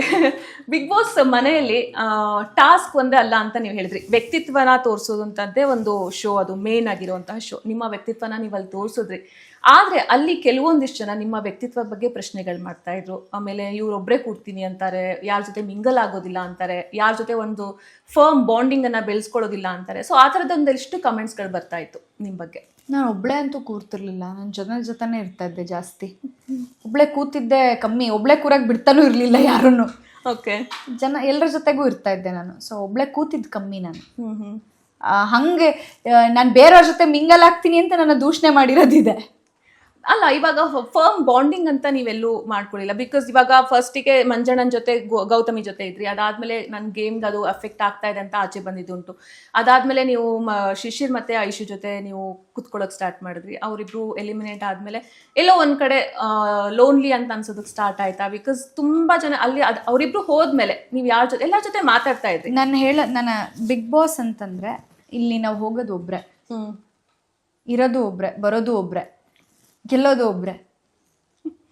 ಅಲ್ಲಿ ರಿಲೇಶನ್ಶಿಪ್ ಮಾಡ್ಕೋಬೇಕು ಅಥವಾ ಯಾವುದೋ ಒಂದು ಸಂಬಂಧ ಬೆಳೆಸ್ಕೋಬೇಕು ಅಂತ ನಾವು ಹೋಗಿರಲ್ಲ. ನಮ್ಮ ಗುರಿ ಆಟದ ಕಡೆ ಮಾತ್ರ ಇರುತ್ತೆ. ಸೊ ಹಾಗಿರ್ಬೇಕಾದ್ರೆ ಅಲ್ಲಿ ನಡೆಯುತ್ತಲ್ಲ ಫ್ರೆಂಡ್ಶಿಪ್, ಅದು ಅಲ್ಲ. ಹೊರಗೆ ಬಂದ್ಮೇಲೆ ಅದು ಫ್ರೆಂಡ್ಶಿಪ್ ಕಂಟಿನ್ಯೂ ಆಗುತ್ತಲ್ಲ, ಅದು ನಿಜವಾಗ್ಲು ಓಕೆ ಅಲ್ಲಿರ್ಬೇಕಾದ್ರೆ ಆಗೋದಲ್ಲ. ಸೊ ಹೊರಗೆ ಬಂದ್ಮೇಲೆ ಅಂತಂದ್ರೆ ಅದನ್ನ ನಾನು ಕಂಟಿನ್ಯೂ ಮಾಡಕ್ ಇಷ್ಟಪಡೋದು ನಾನು ನಿಮ್ಗೆ ಹೇಳ್ದಾಗೆ ಅವ್ರ 3 ಜನ ಜೊತೆಗೆ ಒಂದು ಎಮೋಷ್ನಲಿ ಸಪೋರ್ಟ್ ಸಿಸ್ಟಮ್ ಅಲ್ಲಿ ಬೇಕಾಗತ್ತೆ ಅಂತ ಅನ್ಸುತ್ತಾ ನಿಮಗೆ? ಬಿಕಾಸ್ ಮನೆ ಬಿಟ್ಟು ಸ್ಟ್ರೇಂಜರ್ಸ್ ಜೊತೆ ನೀವು ಇರಕ್ಕೆ ಹೋಗಬೇಕು, ಅಲ್ಲಿ 3 ತಿಂಗಳ ಕಾಲ ನೀವು ಅಲ್ಲಿ ಇರಬೇಕಾಗತ್ತೆ. ಸೊ ಆ ಟೈಮಲ್ಲಿ ಎಮೋಷ್ನಲಿ ಸಪೋರ್ಟ್ ಯಾರಾದರೂ ಒಬ್ರು ಇದ್ರೆ ನಮಗೆ ಹೆಲ್ಪ್ ಆಗತ್ತೆ ಅನ್ನೋಂತಹದ್ದು ಏನಾದರೂ ಥಾಟ್ಸ್ ಇದೆಯಾ? ನನಗಂತೂ ಅನಿಸಿಲ್ಲ. ಸೊ ನಿಮಗೆ ಎಮೋಷ್ನಲಿ ಸಪೋರ್ಟ್ ಯಾರ್ದು ಬೇಕಾಗಿರಲಿಲ್ಲ. ಓಕೆ. ಸೊ ಮನೇನ ಮಿಸ್ ಮಾಡ್ಕೊಂಡಾಗ ಅಟ್ಲೀಸ್ಟ್ ಅದನ್ನ ಹೇಳ್ಕೊಳ್ಳೋದಕ್ಕೆ ಒಬ್ಬ ಯಾರಾದರೂ ಬೇಕು. ಆ್ಯಕ್ಚುಲಿ ಐಶು ಹೋದಾಗ ನಾನು ಹತ್ತಿದ್ದೀನಿ, ನಾನು ಒಂಟಿ ಆಗೋದೆ ಅಂತ ಹೇಳಿ. ನಾನು ಹತ್ತಿರೋದು ಹೌದು. ಐಶು ಹೋದಾಗ ಅದು ಅವರು ಅಷ್ಟು ವಾರಗಳು ಒಂದು 13 ವಾರ ಜೊತೆಲಿದ್ದು ಹೋಗ್ಬೇಕಾದ್ರೆ ಅದೊಂಚೂರು ಫೀಲ್ ಆಗತ್ತೆ. ಫೀಲ್ ಆಗದೆ ಅಂತೂ ಇರಲ್ಲ. ಬಟ್ ಅಲ್ಲಿ ಇರೋದಕ್ಕೆ ಎಮೋಷ್ನಲ್ ಸಪೋರ್ಟ್ ಬೇಕೇ ಬೇಕು ಅಂತ ಅನ್ಕೊಳ್ಳೋದು ತಪ್ಪು. ಓಕೆ. ನಾವು ಹೋಗಿರೋದು ನಮ್ಮ ಇಂಡಿವಿಜುವಲ್ ಆಟ ಆಡೋಕ್ಕೆ. ಯಾಕೆ ನೀನು ಸ್ಟ್ರಾಂಗ್ ಅಲ್ವಾ, ಇರೋಕ್ಕಾಗಲ್ವಾ ನಿನಗೆ? ಹಂಗೆ ಅನ್ಕೊಂಡಿದ್ದು ನಾನು. ಬಟ್ ನಿಮ್ದು ಆ ಥರ ಇದ್ರೂ ಕೂಡ ನಿಮಗೆ ಹೇಳಿದ್ದು ಬಕೆಟ್ ರಾಣಿ ಅಂತ ಹೇಳ್ತಾರೆ, ಆ ಕಡೆಯಿಂದ ಈ ಕಡೆ ಹೋಗ್ತಾರೆ ಅಂತ ಹೇಳ್ತಾರೆ. ಸೊ ಆ ಥರ ನೇಚರ್ ಇಲ್ಲದೆ ಇದ್ರು ನೀವು ಅದನ್ನ ತೋರಿಸ್ತಾ ಇಲ್ಲ ಅಂತಂದ್ರೂ ಆ ಥರ ನೇಚರ್ ಯಾಕೆ ಎಲ್ಲರಿಗೂ ಕಾಣಿಸುತ್ತೆ ಆ ಥರ? ಎಲ್ರಿಗೂ ಅಲ್ಲ ಪಾಪ, ನಮ್ಮ ಮಂಜಣ್ಣಂಗೆ ಕಾಣಿಸಿದೆ ಅಷ್ಟೇ. ಓಕೆ. ಯಾಕಂದ್ರೆ ಅವ್ರ ಟೀಮ್ ಬಿಟ್ಟು ಹೊರಗೆ ಬಂದಲ್ಲ ನಾನು, ಅದಕ್ಕೆ ಅವ್ರಿಗೆ ಹಂಗೆ ಅನ್ಸಿದೆ. ಅವ್ರ ಟೀಮ್ ಬಿಟ್ಟು ಹೊರಗೆ ಬಂದೆ ಅಂತ ಅವ್ರಿಗೆ ಅನಿಸಿ ಅವ್ರು ಅದನ್ನೆಲ್ಲ ಹೇಳಿದ್ದಾರೆ. ಆ್ಯಂಡ್ ನನಗೆ ಅಲ್ಲಿ ಕಂಫರ್ಟ್ ಇಲ್ದಿರೋ ಕಡೆ ನಾನು ಇದ್ದು ಆಟಕ್ಕುಂಟು ಲೆಕ್ಕಕ್ಕಿಲ್ಲ ಅಂತ ಅನ್ನಿಸ್ಕೊಳ್ಳೋದಕ್ಕಿಂತ ಹೊರಗೆ ಬಂದು ನನ್ನ ಪಾಡಿಗೆ ನಾನು ಇರೋದು ಒಳ್ಳೇದಲ್ವಾ? ಓಕೆ. ಹಂಗಲ್ಲೇ ಇರಬೇಕು ಅನ್ನೋಂಥದ್ದೇನಿದೆ? ಓಕೆ. ಬಿಗ್ ಬಾಸ್ ಅಂತಂದರೆ ಇವಾಗ ನಿಮ್ಮ ಲೈಫಲ್ಲಿ ಯಾವ ಒಂದು ರೋಲನ್ನು ಪ್ಲೇ ಮಾಡುತ್ತೆ? ಏನಂತ ಹೇಳಿ ನಾನು ಯಾವ ರೋಲ್ನ ಪ್ಲೇ ಮಾಡುತ್ತೆ ಅಂತಂದರೆ, ಸೊ ನಿಮ್ಮ ಲೈಫಲ್ಲಿ ಬಿಗ್ ಬಾಸ್, ಇವಾಗ ಬಿಗ್ ಬಾಸಿಗೆ ಹೋಗಿ ಬಂದಿದ್ದೀರಾ, ಸೊ ನಿಮ್ಮ ಲೈಫಲ್ಲಿ ಬಿಗ್ ಬಾಸ್ ಎಷ್ಟು ಮಟ್ಟಿಗೆ ಇಂಪ್ಯಾಕ್ಟ್ ಮಾಡಿದೆ, ಮುಂದೆ ಅದನ್ನು ಯಾವ ಥರ ನೀವು ತೊಗೊಂಡು ಹೋಗೋದಕ್ಕೆ ಇಷ್ಟಪಡ್ತೀರಾ ಬಿಗ್ ಬಾಸ್ ಕಂಟೆಸ್ಟೆಂಟ್ ಆಗಿ? ಸೊ ಅಲ್ಲಿ ಬಂದಿದ್ದಂತಹ ಒಂದಿಷ್ಟು ಎಕ್ಸ್ಪೀರಿಯನ್ಸ್ ಇರ್ಬೋದು, ನಿಮಗೆ ಸಿಕ್ಕಂತಹ ಫೇಮ್ ಇರ್ಬೋದು. ಈಗ ನಾನು ಫಸ್ಟ್ ಮಾಡಿದ್ನಲ್ಲ ಪ್ರಾಜೆಕ್ಟು, ಅದಕ್ಕೆ ಎಷ್ಟು ಬೆಲೆ ಇದೆಯೋ ಬಿಗ್ ಬಾಸ್ಗೂ ನನ್ನ ಹತ್ರ ಅಷ್ಟೇ ಬೆಲೆ ಇದೆ. ಅದು ನನಗೆ ಸಿಕ್ಕಂಥ ಪಾತ್ರ ನನಗೆ ಲೈಫ್ ಕೊಟ್ಟರೆ, ಬಿಗ್ ಬಾಸ್ ಆ ಲೈಫ್ನ ಇನ್ನಷ್ಟು ಕಲರ್ಫುಲ್ ಮಾಡಿದೆ. ಸೊ ಇದಕ್ಕೆ ಏನು ಹೇಳ್ತೀನಿ ಅಂದರೆ, forever grateful to this show Bigg Boss. Okay. Sudeep sir next ಸೀಸನಿಂದ ಬರೋದಿಲ್ಲ ಅಂತ ಹೇಳಿದ್ದಾರೆ, ಹೋಸ್ಟ್ ಮಾಡೋದಿಲ್ಲ ಅಂತ ಹೇಳಿದ್ದಾರೆ. ಸೊ ನಿಮ್ಮದು ಲಾಸ್ಟ್ ಸೀಸನ್ ಸುದೀಪ್ ಸರ್ದು, ಎಷ್ಟು ಗ್ರೇಟ್ಫುಲ್ ಫೀಲ್ ಆಗುತ್ತೆ, ಎಷ್ಟು ಬೇಜಾರಾಗುತ್ತೆ ಅವರು ಈ ಶೋ ಬಿಟ್ಟು ಹೋಗ್ತಾ ಇದ್ದಾರೆ ಅನ್ನೋದು? ಐ ಆಮ್ ಲಕ್ಕಿ ಅಂತ ಅನಿಸುತ್ತೆ. ಆ್ಯಂಡ್ ಅವ್ರ ಮುಂದೆ ಹೋಸ್ಟ್ ಮಾಡಲಿಲ್ಲ ಅಂತಂದರೆ ಬೇರೆ ಕಂಟೆಸ್ಟೆಂಟ್ಸ್ಗಳಿಗೆಲ್ಲ ಅನ್ಲಕ್ಕಿ ಅಂತ ಅನಿಸುತ್ತೆ ಅಷ್ಟೇ. ಅವ್ರ ಪಾತ್ರ ಎಷ್ಟಿರ್ತಾ ಇತ್ತು ಬಿಗ್ ಬಾಸಲ್ಲಿ? ಬಿಕಾಸ್ ನೀವು ವೀಕೆಂಡ್ ಬಂದ ತಕ್ಷಣ ನೀವು ಅವ್ರ ಜೊತೆ ಮಾತಾಡಬೇಕಾಗತ್ತೆ, ನಿಮ್ದು ಏನೇನೋ ಲೂಪ್ ಹೋಲ್ಸ್ ಇದೆಯೋ ಅದೆಲ್ಲ ಡಿಸ್ಕಸ್ ಆಗ್ತಾ ಇತ್ತು ಕಂಟೆಸ್ಟೆಂಟ್ಸ್ಗಳದ್ದು. ಈಗ ನಾವು ಬಿಗ್ ಬಾಸಲ್ಲಿ ಇದ್ದಾಗ ನಾವೇನೇ ಮಾಡಿದ್ರು ಸರಿ ಅಂತ ನಮಗನ್ಸುತ್ತೆ. ಆದರೆ ಅದು ಸರಿನಾ ತಪ್ಪೋ ಅಥವಾ ಆಡಿಯನ್ಸ್ ಪಾಯಿಂಟ್ ಆಫ್ ವ್ಯೂ ಏನಿರುತ್ತೆ ಅದನ್ನು ನಮಗೆ ಸೂಕ್ಷ್ಮವಾಗಿ ತಿಳಿಸ್ತಾ ಇದ್ದಿದ್ದೆ ಸುದೀಪ್ ಸರ್. ಸೊ ಅವರು ನಮ್ಮನ್ನು ಕರೆಕ್ಟ್ ಮಾಡ್ತಾ ಇದ್ರು. ಅವರ ಒಂದು ಗೈಡೆನ್ಸ್ ತುಂಬ ಇಂಪಾರ್ಟೆಂಟ್ ಆಗುತ್ತೆ ನಮ್ಮ ಒಂದು ಬಿಗ್ ಬಾಸ್ ಮನೇಲಿ ಉಳ್ಕೊಳ್ಳೋದಕ್ಕೆ. ಆ ಗೈಡೆನ್ಸ್ನ ಅರ್ಥ ಮಾಡಿಕೊಂಡು ನಾವು ಕರೆಕ್ಟ್ ಮಾಡಿಕೊಂಡು ಮುಂದಕ್ಕೆ ಹೋದರೆ ಅದು ನಮ್ಮನ್ನು ಮುಂದಕ್ಕೆ ಕರ್ಕೊಂಡು ಹೋಗ್ತಾ ಇರುತ್ತೆ. ಅದನ್ನ ಅರ್ಥ ಮಾಡ್ಕೊಳ್ಳಿಲ್ಲ ಅಂತಂದರೆ ಆದಷ್ಟು ಬೇಗ ಹೊರಗೆ ಬರ್ತೀವಿ. ಎಷ್ಟು ಮಿಕ್ಸ್ ಮಾಡ್ಕೊಳ್ತಾರೆ ಬಿಗ್ ಬಾಸ್ ಸೀಸನ್ ಸುದೀಪ್ನ? ಯಾಕಂದರೆ 11 years ಸೋ ಲಾಂಗ್ ಟೈಮ್ ಅವರು ಬಿಗ್ ಬಾಸಲ್ಲಿ ಇದ್ದಿದ್ದು. ನೆಕ್ಸ್ಟ್ ಇಯರಿಂದ ಬಿಗ್ ಬಾಸಲ್ಲಿ ಇಲ್ಲ ಅಂತಂದರೆ ವಿತೌಟ್ ಸುದೀಪ್ ಬಿಗ್ ಬಾಸ್ ಅಂದರೆ ಹೇಗಿರ್ಬೋದು ಅಂತಂದು ನೀವು ಅಂದ್ಕೊಳ್ತೀರಾ? ದೇವಸ್ಥಾನದಲ್ಲಿ ದೇವ್ರಿಲ್ದಿರೋ ಹಾಗೆ. ಸೊ ಎಲ್ಲರೂ ಸೇಮ್ ಅದನ್ನೇ ಹೇಳ್ತಾರೆ ಅಷ್ಟೇ. ಓಕೆ. ಬಿಕಾಸ್ ಅವ್ರು ಆಡ್ತಿದ್ದಂಥ ಮಾತುಗಳು ಎಷ್ಟು ತೂಕವಾಗಿರ್ತಾ ಇತ್ತು ಆ್ಯಂಡ್ ಎಷ್ಟು ಚೆನ್ನಾಗಿ ಅರ್ಥ ಮಾಡಿಸ್ತಾ ಇದ್ರು, ಅದೆಲ್ಲ ಮಿಸ್ ಆಗುತ್ತೆ. ಮಿಸ್ ಮಾಡಿ ಆ್ಯಂಡ್ ಆ ಶೋಗೆ ಅವರೇ ಕಳೆ, ಅದೇ ಇಲ್ಲ ಅಂದರೆ. ಸೊ ಬಿಗ್ ಬಾಸ್ ಆದಮೇಲೆ ಸುದೀಪ್ ಸರ್ನ ಮತ್ತೆ ಮೀಟ್ ಮಾಡಿದ್ದು ಅಥವಾ ಅವ್ರ ಜೊತೆ ಮಾತಾಡಿದ್ದು ಏನಾದರೂ ಉಂಟಾ? ಇಲ್ಲ. ಇಲ್ಲ ಅಲ್ವಾ? ಓಕೆ, ಏನು ಮಿಸ್ ಮಾಡ್ಕೊಳ್ತೀರಾ ಮೇನ್ ಆಗಿ ಬಿಗ್ ಬಾಸ್ ಮನೆಯಲ್ಲಿ? ನೀವು ಇವಾಗ ಹೊರಗಡೆ ಬಂದಿರೋದ್ರಿಂದ ಅಬ್ವಿಯಸ್ಲಿ ಬಿಗ್ ಬಾಸ್ ವಾಯ್ಸ್ನ ಮಿಸ್ ಮಾಡ್ಕೊಳ್ತೀರಾ. ಅದನ್ನ ಹೊರತುಪಡಿಸಿ ಬಿಗ್ ಬಾಸ್ ಮನೆ ಅಂದ ತಕ್ಷಣ, ಹೊರಗಡೆ ಬಂದ ತಕ್ಷಣ ಅಲ್ಲಿದೊಂದು ಎಲಿಮೆಂಟ್ನ ಮಿಸ್ ಮಾಡ್ಕೊಳ್ಳೋದು ಅಂತಂದ್ರೆ? ಇಡೀ ಮನೆನೇ ಮಿಸ್ ಮಾಡ್ಕೋತೀವಿ ನಾವು. ಎಸ್ಪೆಷಲಿ ನಾನು ಅಲ್ಲಿ ಚಾಮುಂಡೇಶ್ವರಿ ತಾಯಿ ಮುಂದೆ ಕೂತ್ಕೊಂಡು ಜಪ ಮಾಡ್ತಿದ್ದೆ, ಅದನ್ನ ತುಂಬ ಮಿಸ್ ಮಾಡ್ಕೋತೀನಿ. ಓಕೆ, ನೀವು ಮನೇಲಿ ಇದ್ದಾಗ ಆಬ್ವಿಯಸ್ಲಿ ಎಲ್ಲರೂ ಕೇಳಿದ್ದಾರೆ ಈ ಕ್ವೆಶನ್, ಬಟ್ ನಾನು ಅದನ್ನ ಕೇಳೋದಿಲ್ಲ, ಒಂದಿಷ್ಟು ಟ್ರೋಲ್ಗಳಾಗತ್ತೆ. ಸೊ ಈ ಥರದ್ದೆಲ್ಲ ನಿಮ್ಮ ಬಗ್ಗೆ ನ್ಯೂಸ್ಗಳು ಬರ್ತಾ ಇದ್ದಂತಹ ಸಂದರ್ಭದಲ್ಲಿ ನೀವೇನು ಮಾಡಿಲ್ಲ, ಎಲ್ಲ ಕ್ಲೀನ್ ಚಿಟ್ ಬಂದಿದೆ, ಎಲ್ಲ ಡಿಸಿಷನ್ ಆಗಿ ಹೋಗಿದೆ, ನೀವು ಯಾವುದೇ ತಪ್ಪು ಮಾಡಿಲ್ಲ ಅನ್ನೋಂಥದ್ದೊಂದು ಬಂದಿದೆ, ಜಡ್ಜ್ಮೆಂಟ್ ಬಂದಿದೆ, ಆದರೂ ಕೂಡ ಈ ರೀತಿಯಾದಂತಹ ಒಂದಿಷ್ಟು ನ್ಯೂಸ್ಗಳು ನಿಮ್ಮ ಬಗ್ಗೆ ಹರಡುತ್ತೆ ಅಂತಂದರೆ ಯಾಕಿರಬಹುದು ರೀಸನ್ನು? ಅದರ ಏನಕ್ಕೆ ಆ ಥರ ನಿಮ್ಮ ಬಗ್ಗೆ ಆ ಥರ ನ್ಯೂಸ್ನ, ಅದು ನೀವು ಒಳಗಡೆ ಹೋಗಿದ್ದ ಟೈಮಲ್ಲಿ ಆ ಒಂದು ಟೈಮ್ನ ಯಾಕೆ ಮಿಸ್ಯೂಸ್ ಮಾಡ್ಕೊಂಡ್ರು ಇವರೆಲ್ಲರೂ ಜನ ಅಂತ? ನನ್ನ ಕೆಳಗೆ ಹಾಕಕ್ಕಿರ್ಬೋದು, ಅಥವಾ ಅವ್ರ ವ್ಯೂಸ್ ಜಾಸ್ತಿ ಮಾಡ್ಕೊಳಕ್ಕಿರ್ಬೋದು. ಈ ಸಂದರ್ಭದಲ್ಲಿ ಎಲ್ಲೋ ಒಂದು ಕಡೆ ಹೊರಗಡೆ, ನೀವಂತರೂ ಒಳಗಡೆ ಇದ್ದೀರಾ, ನಿಮಗೆ ಗೊತ್ತಾಗಲ್ಲ, ಹೊರಗಡೆ ನಿಮ್ಮ ಅಪ್ಪ ಅಮ್ಮ ಆಗಿರ್ಬೋದು, ನಿಮಗೆ ರಿಲೇಟೆಡ್ ಯಾರಾದರೂ ಒಂದು ಕ್ಲಾರಿಫಿಕೇಶನ್ ಕೊಡಬೇಕು, ಬಿಕಾಸ್ ಈ ಥರದ್ದು ಒಂದು ವ್ಯಕ್ತಿನ ನೀವು ಕೆಳಗೆ ಇಳಿಸ್ತಾ ಇದ್ದೀರಾ, ಅವರು ಒಳಗಡೆ ಇರೋ ಟೈಮಲ್ಲಿ ಅದನ್ನ ನೋಡ್ಕೊಂಡು ಕೆಳಗೆ ಇಳಿಸ್ತಾ ಇದ್ದೀರಾ. ಸೊ ಈ ತಪ್ಪು ಆ್ಯಕ್ಷನ್ ತಗೊಳ್ತೀವಿ, ಆ ಥರ ಏನಾದರೂ ಒಂದು ಕ್ಲಾರಿಫಿಕೇಶನ್ ಕೊಡುವಂತಹ ಒಂದು ಪ್ರಯತ್ನಗಳು ನಡೀತಾ, ಅಥವಾ ನಡೀಲಿಲ್ಲ ಅಂದರೆ ಯಾಕೆ ನಡೀಲಿಲ್ಲ ಅಂತ? ಈಗ ಅಪ್ಪ ಅಮ್ಮ ನನ್ನ ಕ್ಲೋಸ್ ಸರ್ಕಲಿಗೆ ನಾನು ಏನು ಅಂತ ಚೆನ್ನಾಗಿ ಗೊತ್ತು. ಸೊ ಅವ್ರು ಅದ್ರ ಬಗ್ಗೆ ಜಾಸ್ತಿ ಅಷ್ಟಾಗಿ ತಲೆ ಕೆಡಿಸ್ಕೊಳ್ಳಿಲ್ಲ. ಬಟ್ ಈ ವಿಚಾರ ನನಗೆ ಅಲ್ಲಿ ಒಳಗೆ ಗೊತ್ತಾದರೆ ನನ್ನ ಆಟಕ್ಕೆ ತೊಂದರೆ ಆಗ್ಬೋದು ಅಂತ ಪಾಪ ನನಗೂ ಅವರು ತಿಳಿಸ್ಲಿಲ್ಲ. ಆಚೆ ಬಂದಮೇಲೆ ನಾನೇ ಮಾತಾಡ್ತೀನಿ ಅಂತ ಅವ್ರಿಗೆ ಗೊತ್ತಿತ್ತು, ಹಾಗಾಗಿ ಅವರು ಸುಮ್ಮನಾದರು. ಸೊ ಕ್ಲಾರಿಫಿಕೇಶನ್ ಕೊಡೋ ನೆಸೆಸಿಟಿ ಇದೆ ಅಂತ ಅನಿಸ್ಲಿಲ್ಲ ಅಂತ ಹೇಳಿ. ಓಕೆ, ಅಲ್ಲಿ ಏನಾದರೂ ಇದ್ರೆ ಕ್ಲಾರಿಫಿಕೇಶನ್ ಕೊಡ್ಬೋದು, ಏನು ಇಲ್ಲದೆ ಇದ್ರೆ ಇನ್ನೇನು ಕ್ಲಾರಿಫಿಕೇಶನ್ ಕೊಡ್ಬೇಕು? ಅವ್ರು ಕೂತ್ಕೊಂಡು ಏನು ಮಾತಾಡ್ತಾರೆ? ಎಸ್ ಅಲ್ಲ, ಆದರೆ ನನ್ನ ಫ್ಯಾನ್ಸ್ ಎಲ್ಲೂ ನನ್ನನ್ನು ಕೈ ಬಿಡಲಿಲ್ವಲ್ಲ. ಫ್ಯಾನ್ಸ್ ಸ್ಟ್ರಾಂಗ್ ಆಗಿ ನಿಂತರು. ಆ್ಯಂಡ್ ಅದೇನು ನಮ್ಮ ಕಡೆಯಿಂದ ಏನು ಪ್ರೂಫ್ ಇರಬೇಕಿತ್ತು, ನಮ್ಮ ಹತ್ರ ಆ ಪ್ರೂಫ್ ಇದ್ದಿದ್ದನ್ನ ಅಮ್ಮ ಎಲ್ಲೆಲ್ಲಿ ಯಾರ್ಯಾರಿಗೆ ತಲುಪಿಸ್ಬೇಕಿತ್ತು ಅದನ್ನೆಲ್ಲ ತಲುಪಿಸೋ ಅಂತ ಕೆಲಸಗಳನ್ನ ಅವ್ರು ಮಾಡಿದ್ರು. ಆ್ಯಂಡ್ ನನ್ನ ಫ್ಯಾನ್ಸ್ ಅದನ್ನ ಇನ್ನೂ ಹೆಚ್ಚಿನ ಮಟ್ಟದಲ್ಲಿ ಅವ್ರ ಕೆಲಸಗಳನ್ನ ಮಾಡಿ ಅವರು ಇದನ್ನ ಎಷ್ಟು ಓವರ್ಕಮ್ ಮಾಡೋದಕ್ಕೆ ಸಾಧ್ಯನೋ ಅಷ್ಟು ಅವರು ಕೂಡ ಪ್ರಯತ್ನ ಪಟ್ಟು ನನ್ನನ್ನು ಕರ್ಕೊಂಡೋಗಿ ಅಲ್ಲಿ ಕೂರಿಸಿದ್ರು ಟಾಪ್ 4ಗೆ. ಸೊ ಇದ್ರ ಎಲ್ಲ ಕ್ರೆಡಿಟ್ಸು ನನ್ನ ಕ್ಲೋಸ್ ಸರ್ಕಲ್, ನನ್ನ ಫ್ಯಾಮಿಲಿ ಮತ್ತು ಫ್ಯಾನ್ಸ್ಗೆ ಹೋಗಬೇಕು. ಓಕೆ, ಸೊ ಇದನ್ನೆಲ್ಲ ನೋಡ್ತಾ ಹೋದರೆ ನೀವೆಷ್ಟು ಸ್ಟ್ರಾಂಗ್ ಇದ್ದೀರೋ ನಿಮ್ಮ ಅಮ್ಮನೂ ಅಷ್ಟೇ ಸ್ಟ್ರಾಂಗ್ ಇದ್ದಾರೆ ಅಂತ ನನಗೆ ಅನಿಸುತ್ತೆ. ಬಿಕಾಸ್ ಅವ್ರು ಮಾತಾಡೋದು, the way she handle the things, ಆಮೇಲೆ ನೀವು ಒಳಗಿರೋ ಟೈಮಲ್ಲಿ, ಅವ್ರು ಹೊರಗಿದ್ದ ಟೈಮಲ್ಲಿ ಈ ಥರ ನ್ಯೂಸ್ಗಳು ಎಷ್ಟರ ಮಟ್ಟಿಗೆ ಕುಗ್ಗಿಸ್ಬೋದು ಪೇರೆಂಟ್ಸ್ನ ಅನ್ನೋದು ನಾನು ಇಮ್ಯಾಜಿನ್ ಮಾಡ್ಕೋಬಲ್ಲೆ. ಸೊ ಎಷ್ಟು ಸ್ಟ್ರಾಂಗ್ ಇದ್ದಾರೆ ಈ ವಿಷಯಕ್ಕೆ ನಿಮ್ಮಮ್ಮ? ನನ್ಕಿನ್ನ ನಮ್ಮ ಮನೆಯವರೇ ಸ್ಟ್ರಾಂಗ್ ಇದ್ದಾರೆ ಹಂಗೆ ನೋಡಕ್ ಹೋದ್ರೆ. ಅವರೇ ಇದೆಲ್ಲದನ್ನು ಹೊರಗಡೆ ಇದ್ದು ಫೇಸ್ ಮಾಡಿದ್ದು ಅವರೇನೆ. ಆ್ಯಂಡ್ ಅದಕ್ಕೆ ಏನೇನು ಮಾಡ್ಬೋದಿತ್ತು ಅದನ್ನೆಲ್ಲ ಅವರೇ ಮಾಡಿದ್ದಾರೆ. ಸೊ ಹಾಗಾಗಿ ನನ್ಕಿನ್ನ ಹೆಚ್ಚಾಗಿ ಅವರೇ ಸ್ಟ್ರಾಂಗ್. ಆ್ಯಂಡ್ ಆಚೆ ಬಂದ್ಮೇಲೆ ನಾನು ಕುಗ್ತೀನಿ ಅಂತ ಅವ್ರು ಅನ್ಕೊಂಡಿದ್ರು. ಬಟ್ ನಾನು ಕುಗ್ಗೋ ಅಂಥದ್ದು ಏನೂ ಇಲ್ಲ, ಇಲ್ಲಿ ತಲೆ ತಗ್ಸೋ ಅಂಥದ್ದು ಏನೂ ಇಲ್ಲ. ಬೇಕಂತಾನೆ ಮಾಡಿದ್ದಾರೆ ಅನ್ನೋದು ಎದ್ದು ಕಾಣಿಸ್ತಾ ಇದೆ. ಓಕೆ, ಹಂಗಿದ್ಮೇಲೆ ನಾನು ಕುಗ್ಗಿದ್ರೆ ಅವ್ರಿಗೆ ಬೇಕಾಗಿದ್ದಿದ್ದೆ ಅದಾಗುತ್ತೆ. ಸೊ ನಾನು ಇಲ್ಲಿ ಕುಗ್ಗೋ ಅಂಥದ್ದು ಏನೂ ಇಲ್ಲ. ನೀವೇನು ಮಾಡ್ತಿರೋ ಮಾಡಿ, ನಾನು ಹೇಗಿರ್ಬೇಕೋ ಹಾಗಿರ್ತೀನಿ ಅಂತ ಹೇಳಿ ಹಾಗೆ ಇದ್ದೀನಿ ನಾನು. ಓಕೆ, ಮನೆಯೊಳಗೆ ಈ ಥರದ ವಿಚಾರಗಳೆಲ್ಲ ನಾನು ಕುಗ್ಸ್ತಾ ಹೋಗಲ್ಲ. ಬಿಕಾಸ್ ನಮ್ಮೇಲೆ ನಮಗೆ ಕಾನ್ಫಿಡೆನ್ಸ್ ಇದ್ರೆ ಇದೆಲ್ಲ ಅಷ್ಟು ಮ್ಯಾಟರೇ ಆಗಲ್ಲ. ತಪ್ಪು ಮಾಡಿದ್ರೆ ಹೆದರ್ಬೇಕು, ತಪ್ಪು ಮಾಡಿಲ್ಲ ಅಂದ್ರೆ ಯಾಕೆ ಹೆದರ್ಬೇಕು? ಎಸ್, ಹೌದು. ನಿಮ್ಮಮ್ಮನೇ ಮೇನ್ ರೀಸನ್ ನೀವು ಮನೆಯೊಳಗೆ ಹೋಗ್ಬೇಕು ಅಂತಂದ್ರೆ. ಬಿಕಾಸ್ ನೀನ್ ಹೆಂಗಿದ್ಯಾ ಹಂಗೆ ನಿನ್ನನ್ನು ತೋರಿಸ್ತಾರೆ ಅಂತ ಅವರು ನಿಮ್ಮನ್ನ ಮೋಟಿವೇಟ್ ಮಾಡಿ ಕಳ್ಸಿದಂಥವ್ರು. ಸೊ ಅಲ್ಲಿ ಕಳ್ಸೋದು ಆಯ್ತು. ಆಮೇಲೆ ನಿಮ್ಮ ಲೈಫಲ್ಲಿ ನಿಮ್ಮಮ್ಮ ನಿಮ್ಮನ್ನ ಎಷ್ಟು ಮೋಟಿವೇಟ್ ಮಾಡ್ತಾರೆ, ಎಷ್ಟು ಸ್ಟ್ರಾಂಗ್ ಇದ್ದಾರೆ, ನಿಮ್ಮನ್ನ ಎಷ್ಟು ಸ್ಟ್ರಾಂಗ್ ಮಾಡಿದ್ದಾರೆ, ಅವ್ರು ಏನೇನೆಲ್ಲ ಸ್ಟ್ರಗಲ್ ಪಡ್ಬೇಕಾಯ್ತು ಅಂತ? ಚಿಕ್ಕ ವಯಸ್ಸಿಂದ ಅದೇ ಮೇ ಬಿ ಅವ್ರು ನನ್ನ ಪ್ಯಾಂಪರಿಂಗ್ ಅಂದರೆ ನಾನೊಂಥರ ಪ್ಯಾಂಪರ್ಡ್ ಕಿಡ್ ಅಲ್ಲ ನಮ್ಮ ಮನೇಲಿ. ಅವರು ಅಂದರೆ ಕೆಲವೊಂದು ವಿಚಾರಗಳಲ್ಲಿ ಪ್ಯಾಂಪರಿಂಗ್ ಮಾಡಿದ್ದಾರೆ. ಅಂದರೆ ನನಗೆ ಅಡುಗೆ ಕೆಲಸ ಮಾಡೋಕ್ಕೆ ಬಿಡದೇ ಇರೋದು, ಈ ಥರದ ವಿಚಾರಗಳಲ್ಲಿ. ಬಟ್ ಬೇರೆ ಎಲ್ಲ ವಿಚಾರಗಳಲ್ಲೂ ತುಂಬ ಸ್ಟ್ರಾಂಗ್ ಆಗಿ ಬೆಳೆಸಿದ್ದಾರೆ ನನ್ನ. ಅಂದರೆ ನನ್ನ ಕಾಲ ಮೇಲೆ ನಾನು ನಿಂತ್ಕೊಳ್ಳೋದು. ಅಂದರೆ ನಿನ್ನ ಕೆಲಸ ನೀನೇ ಮಾಡ್ಕೊ, ನಿನ್ನ ದುಡಿಮೆ ನೀನೇ ದುಡ್ಕೊ. ಈಗೇನಾದ್ರು ನನಗೆ ಹಿಂಗೆ ನೋವಾಯ್ತಮ್ಮ ಅಂತಂದರೆ, ಹೌದು ಈಗ ನಿಂಗೆ ನೋವಾಗಿದೆ, ಏನು ಮಾಡೋಕ್ಕಾಗುತ್ತಾ? ನೋವು ನಾನು ತೊಗೊಳಕ್ಕಾಗುತ್ತಾ? ನಿಂಗೆ ನೋವಾಗಿದೆ, ಅದು ನೋವು ವಾಸಿ ಆಗೋರ್ಗು ನೀನೇ ಅನುಭವಿಸ್ಬೇಕು, ಅದನ್ನು ಅನುಭವಿಸು ಅಂತಲೇ ಅವ್ರು ಹೇಳಿರೋದು. ಸೊ ಈ ಥರ ಎಲ್ಲ ವಿಚಾರಗಳು ನನ್ನ ತುಂಬ ಸ್ಟ್ರಾಂಗ್ ಮಾಡ್ತಾ ಬಂದಿದೆ. ನೀವು ನೋಡಿರ್ಬೋದು ಬಿಗ್ ಬಾಸ್ ಮನೇಲಿ ಯಾರಿಗೂ ಬಗ್ತಾ ಇರಲಿಲ್ಲ ನಾನು. ಬಗ್ಗೋ ವಿಷಯ ಅಂತಂದ್ರೆ ಒಂದು ಪ್ರೀತಿ ವಿಶ್ವಾಸಕ್ಕೆ ಬಗ್ಬೋದೇ ಹೊರತು ಬೇರೆ ಬಗ್ಗಿಸ್ಬೋದು ಅಂತ ನೋಡಿದಾಗ ನಾನು ಬಗ್ಗಲ್ಲ. ಸೊ ಈ ಥರ ಎಲ್ಲ ವಿಚಾರಗಳು ಅವರಿಂದಾನೇ ಕಲ್ತಿರೋದು. ಓಕೆ ಮುಂಚೆಯಿಂದಾನು ಹಾಗೆ ಬಂದಿರೋದ್ರಿಂದ ಅದು ಅಲ್ಲಿಗೆ ಹೆಲ್ಪ್ ಆಗಿದೆ.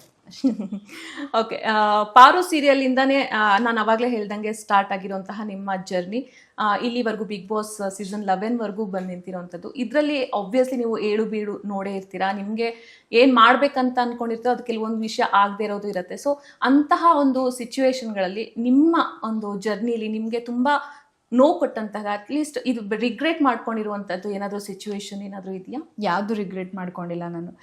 ಏನೇ ಆದರೂ ನಮ್ಮ ಲೈಫಲ್ಲಿ ಒಂದು ರೀಸನ್ಗೋಸ್ಕರನೇ ಆಗುತ್ತೆ. ಸೊ ರಿಗ್ರೆಟ್ ಮಾಡ್ಕೊಳ್ಳೋದ್ರಲ್ಲಿ ಅರ್ಥ ಇಲ್ಲ. ಏನು ಬರುತ್ತೆ ಅದನ್ನು ಫೇಸ್ ಮಾಡ್ಕೊಂಡು ಮುಂದಕ್ಕೆ ಹೋಗ್ತಾ ಇರಬೇಕು. ಆ್ಯಂಡ್ ಅದೆಲ್ಲ ಫೇಸ್ ಮಾಡಿದಾಗಲೇ ನಾವು ಇನ್ನೂ ಸ್ಟ್ರಾಂಗ್ ಆಗೋದು, ತುಂಬ ಗಟ್ಟಿಯಾಗಿ ನಿಲ್ತೀವಿ. ಓಕೆ, ಎಷ್ಟು ಸ್ಟ್ರಾಂಗು ಎಷ್ಟು ಸ್ವಾವಲಂಬಿ ಅನ್ನೋದನ್ನ ಜೊತೆಗೆ ನಿಮ್ಮನ್ನ ತುಂಬ ಚೆನ್ನಾಗಿ ನೋಡಿ ತೋರಿಸಿದ್ದಾರೆ ಬಿಗ್ ಬಾಸ್ ಮನೆಯಲ್ಲಿ. ತುಂಬ ಚಂದ ಡ್ರೆಸ್ಗಳನ್ನು ಹಾಕಿ, ಸೀರೆಗಳನ್ನು ನೋಡಿಸಿ, ತುಂಬ ಡೀಸೆಂಟ್ ಡ್ರೆಸ್ಗಳನ್ನು ಹಾಕಿ ತೋರಿಸಿರೋದು. ಸೊ ಅದ್ರ ಬಗ್ಗೆ, ನಿಮ್ಮ ಕಾಸ್ಟ್ಯೂಮ್ಗಳ ಬಗ್ಗೆ, ನೀವು ಎಷ್ಟು ಕಾಸ್ಟ್ಯೂಮ್ನ ನೀವು ಪರ್ಚೇಸ್ ಮಾಡಬೇಕಾಯಿತು? ಬಿಕಾಸ್ ಇವಾಗ ಶಾಪಿಂಗ್ ಅಂದ ತಕ್ಷಣ, ಬಿಗ್ ಬಾಸ್ ಮನೆಗೆ ಹೋಗ್ತೀವಿ ಅಂದ ತಕ್ಷಣ ಒಂದಿಷ್ಟು ಶಾಪಿಂಗಿಗೆ ಅಂತ ಖರ್ಚು ಮಾಡಬೇಕಾಗತ್ತೆ. ಸೊ ನೀವು ಎಷ್ಟು ಖರ್ಚು ಮಾಡಿದ್ರಿ ಶಾಪಿಂಗಿಗೆ ಅಂತ?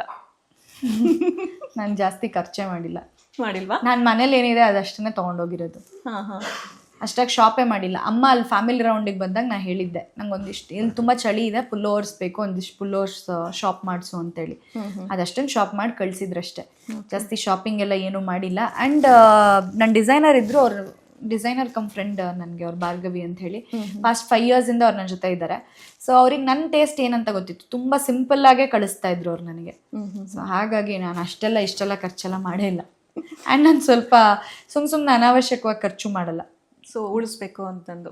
ಸೊ ಅದೇನಕ್ಕೆ ಆ ಥರದ್ದು ನಿಮಗೆ? ಯಾಕಂದರೆ ಇವಾಗ ನಮಗೆಲ್ಲ ಅಂದ್ಕೊಂಡಿರೋ ಹಾಗೆ ಇವಾಗ ಆರ್ಟಿಸ್ಟ್ಗಳಂತಂದರೆ ಅವ್ರು ತಮ್ಮ ಮೇಕಪ್ಗಾಗಿರ್ಬೋದು, ತಮ್ಮ ಇದಕ್ಕೆ ಸ್ಟೈಲಿಗಾಗಿರ್ಬೋದು ಖರ್ಚು ಮಾಡ್ತಾನೆ ಇರ್ತಾರೆ. ಸೊ ನಿಮ್ಮ ನೋಡಿದ್ರೆ ನೀವು ಹಂಗೆ ಅನ್ಸಲ್ಲ, ಇಷ್ಟೆಲ್ಲ ಅದಕ್ಕೋಸ್ಕರ ಹಾಕ್ತೀರಾ, ವೇಸ್ಟ್ ಮಾಡ್ತೀರಾ ಅಂತಂದು. ಸೊ ಆ ಥರ ಥಾಟ್ ಹೇಗೆ ನಿಮಗೆ ಅಂತ? ಅದೇನೋ ಗೊತ್ತಿಲ್ಲ, ಮುಂಚೆಯಿಂದ ಅದು ಹಾಗೆ ಬಂದಿರೋದು.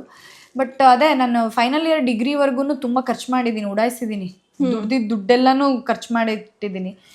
ಬಟ್ ಅದೇ ಫ್ರೆಂಡ್ಸ್ಗೆ ಖರ್ಚು ಮಾಡ್ತಾ ಇದ್ದಿದ್ದು ನಾನು ಜಾಸ್ತಿ, ಫ್ರೆಂಡ್ಸ್ಗೆ, ನನ್ನ ಜೊತೆ ಇರೋರಿಗೆ ಅಂತ. ಆಮೇಲೆ ಡಿಗ್ರಿ ಆದಮೇಲೆ ಯಾರೂ ಪತ್ತೆ ಇಲ್ಲ. ಅದಾದಮೇಲೆ ಅದೊಂದು ಪಾಠ ನನಗೆ. ಅದನ್ನೆಲ್ಲ ಕೂಡಿಟ್ಟಿದ್ರೆ ಇನ್ನೂ ಎಷ್ಟು ಕೂಡಿಟ್ಟಿರ್ಬೋದಾಗಿತ್ತು ಅಂತ ಹೇಳಿ. ಸೊ ಅದೆಲ್ಲ ಒಂದು ಲೆಸನ್. ಅದು ಇಲ್ಲಿವರೆಗೂ ಕರ್ಕೊಂಬಂದು ನಿಲ್ಸಿದೆ ನನ್ನನ್ನು.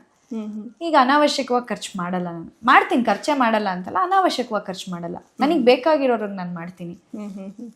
ಓಕೆ, ನಿಮ್ಮ ಒಂದು ಇದರ ಜರ್ನಿಯಲ್ಲಿ ನಾವು ನೋಡ್ತಾ ಹೋದರೆ ಇಷ್ಟೊಂದು ಪಾರು ಸೀರಿಯಲ್ ಆದಮೇಲೆ ನೀವೊಂದಿಷ್ಟು ಮೂವಿ ತಮಿಳಲ್ಲಿ, ತೆಲುಗಲ್ಲಿ ಏನೋ ನೀವು ಒಂದು ತಮಿಳಲ್ಲಿ ಸೀರಿಯಲ್ ಮಾಡಿದ್ದೀರಾ. ಸೊ ನೆಕ್ಸ್ಟ್ ಪ್ರಾಜೆಕ್ಟ್ಸ್ಗಳ ಬಗ್ಗೆ ಹೇಳೋದಾಯ್ತಂದರೆ ಏನೇನು ಪ್ರಾಜೆಕ್ಟ್ಸ್ ಇದೆ ಮತ್ತು ಏನೇನು ಪ್ಲ್ಯಾನ್ಸ್ ಇದೆ? ಬಿಕಾಸ್ ನೀವು ಆರ್ಟಿಸ್ಟ್ ಆಗಿರೋದ್ರಿಂದ ಆಬ್ವಿಯಸ್ಲಿ ನಿಮ್ಗೊಂದು ಗೋಲ್ ಅನ್ನೋದು ಇದ್ದೇ ಇರುತ್ತೆ, ಈ ಥರ ಪಾತ್ರ ಮಾಡಬೇಕು, ಅಲ್ಲಿ ಹೋಗಬೇಕು, ಸಿನಿಮಾ ಫೀಲ್ಡಲ್ಲಿ ಬೆಳಿಬೇಕು ಅನ್ನೋಂಥದ್ದು. ಸೊ ಆ ಥರದ್ದು ಪ್ಲ್ಯಾನ್ ಆದರೆ? ಯಾವುದೇ ರೀತಿಯಾದ ಪ್ಲ್ಯಾನ್ಸ್ ಇಲ್ಲ, ಗೋ ವಿತ್ ದ ಫ್ಲೋ. ನನಗೇನು ಅಂದರೆ ಬರೋ ಪ್ರಾಜೆಕ್ಟ್ಸಲ್ಲಿ ನನಗೇನು ಇಷ್ಟ ಆಗುತ್ತೆ ಅದನ್ನು ನಾನು ಮಾಡ್ತೀನಿ. ಇವಾಗ ಒಂದು ಸಿನಿಮಾ ರಿಲೀಸ್ಗಿದೆ. ಸೊ ಅದು ಹೇಗೆ ನಡೆಯುತ್ತೆ ಏನು ಇತ್ತ ಅಂತ ನೋಡಬೇಕು. ಓಕೆ, ಒಂದು ಇದು ಇದೆ, ಮಾತಿದೆ, ಸೀರಿಯಲಿಂದ ಬಂದಿರ್ತಾರಲ್ಲ ಆರ್ಟಿಸ್ಟ್ಗಳು, ಅವರು ಸಿನಿಮಾ ರಂಗದಲ್ಲಿ ತುಂಬ ಸ್ಟ್ರಗಲ್ ಮಾಡಬೇಕಾಗತ್ತೆ. ಅಲ್ಲಿ ಒಂದು ಸ್ಟೇಬಲ್ ಆಗೋದಕ್ಕೆ, ಅಲ್ಲಿ ತಮ್ಮನ್ನು ತಾವು ಗುರುತಿಸ್ಕೊಳ್ಳೋದಕ್ಕೆ, ಆ ಥರದ್ದೊಂದಿಷ್ಟು ಮಾತುಗಳು ಇದೆ.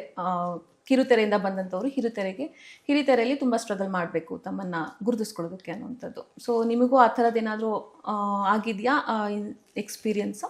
ಇಲ್ಲ, ಆ ಥರ ಎಲ್ಲ ಏನು ಎಕ್ಸ್ಪೀರಿಯನ್ಸ್ ಆಗಿಲ್ಲ ನನಗೆ. ಸೊ ಆಗತ್ತಾ ಆ ಥರದ್ದು? ಯೂಶ್ವಲಿ ಹಂಗೇನಾದರೂ ಎಕ್ಸ್ಪೀರಿಯನ್ಸ್ ಮಾಡ್ತಾರಾ ಜನಗಳು? ನೀವು ಫೀಲ್ಡಲ್ಲಿ ಇರೋದ್ರಿಂದ ಮೇ ಬಿ ಸಿನಿಮಾದಲ್ಲೇ ಬೆಳಿಬೇಕು ಅಂತ ಇರೋರಿಗೆ ಅದು ಆಗ್ಬೋದೇನೋ. ನಾನು ಆ ಥರ ಎಲ್ಲ ಏನು ಅಂದ್ಕೊಂಡೇ ಇಲ್ಲ. ಸೊ ನೀವು ಸಿನಿಮಾ ಸಿಕ್ಕರೆ ಸಿನಿಮಾ, ಸೀರಿಯಲ್ ಸಿಕ್ಕರೆ ಸೀರಿಯಲ್. ಓಕೆ, ನೆಕ್ಸ್ಟ್ ಪ್ಲ್ಯಾನ್ಗಳ ಬಗ್ಗೆ, ಸಿನಿಮಾನ ಹೊರತುಪಡಿಸಿ ಫ್ಯಾಮಿಲಿಯಲ್ಲಿ ಇರುವಂಥ ನಿಮ್ಮ, ಆಬ್ವಿಯಸ್ಲಿ ನಿಮ್ಮ ತಾಯಿ ಹೇಳಿದ್ದಾರೆ ಮನೆಗೆ ಬಂದ ತಕ್ಷಣ, ನಮ್ಗೆ ಗೊತ್ತಿಲ್ಲ ನೀವು ಮನೆಯಿಂದ ಹೊರಗೆ ಬಂದ ತಕ್ಷಣ ಮದುವೆಗೆ ಪ್ಲ್ಯಾನ್ ಮಾಡಲೇಬೇಕು ಅಂತ. ಸೊ ಮದುವೆ ಪ್ಲ್ಯಾನ್ಸ್ ಎಲ್ಲ ಯಾವ ಥರ ಇದೆ? ಏನೇನು ನಡೀತಾ ಇದೆ? ಏನೇನು ಡಿಸ್ಕಷನ್ ಆಗ್ತಾ ಇದೆ ಅದ್ರ ಬಗ್ಗೆ? ಏನು ಅದ್ರ ಬಗ್ಗೆ ಡಿಸ್ಕಷನ್ನೇ ಆಗಿಲ್ಲ ಇನ್ನು. ಅವ್ರು ಹೇಳೋದವ್ರು ಪಾಪ 5-6 ವರ್ಷದಿಂದ ಹೇಳ್ತಾನೆ ಇದ್ದಾರೆ ಮಾಡ್ಕೊ ಅಂತ. ನಾನು ಮಾಡ್ಕೋತಿಲ್ಲ ಅಷ್ಟೆ. ಸೊ ಯಾವ ಥರ ಹುಡುಗ ನೀವು ಎಕ್ಸ್ಪೆಕ್ಟ್ ಮಾಡ್ತೀರಾ ಮದುವೆ ಮಾಡ್ಕೊಳ್ಳೋದು?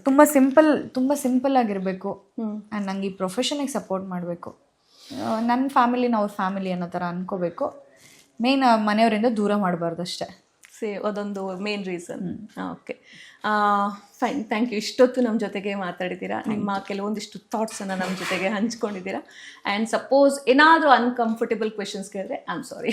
It's okay, no problem. ಆ ಥರ ಎಲ್ಲ ಏನು ಅನಿಸಿಲ್ಲ. Thank you so much. Thank you. ಇದಾಗಿತ್ತು ಮೋಕ್ಷಿತಾ ಅವರ ಮಾತು. ಹೋಪ್ಫುಲಿ ಈ ವಿಡಿಯೋ ನಿಮಗೆ ಇಷ್ಟವಾಗಿದೆ ಅಂತ ಅನ್ಕೊಳ್ತೀನಿ. ಇಷ್ಟವಾಗಿದ್ರೆ ಲೈಕ್ ಮಾಡಿ, ಕಮೆಂಟ್ ಮಾಡಿ, ಮತ್ತೆ ಶೇರ್ ಮಾಡಿ. ಹಾಗೆ ಇದೇ ರೀತಿಯಾದಂಥ ಇಂಟ್ರೆಸ್ಟಿಂಗ್ ವೀಡಿಯೋಸ್ಗಳಿಗಾಗಿ ವಿಶ್ವವಾಣಿ TV ಸ್ಪೆಷಲ್ ಯೂಟ್ಯೂಬ್ ಚಾನಲ್ನ ಸಬ್ಸ್ಕ್ರೈಬ್ ಮಾಡಿ.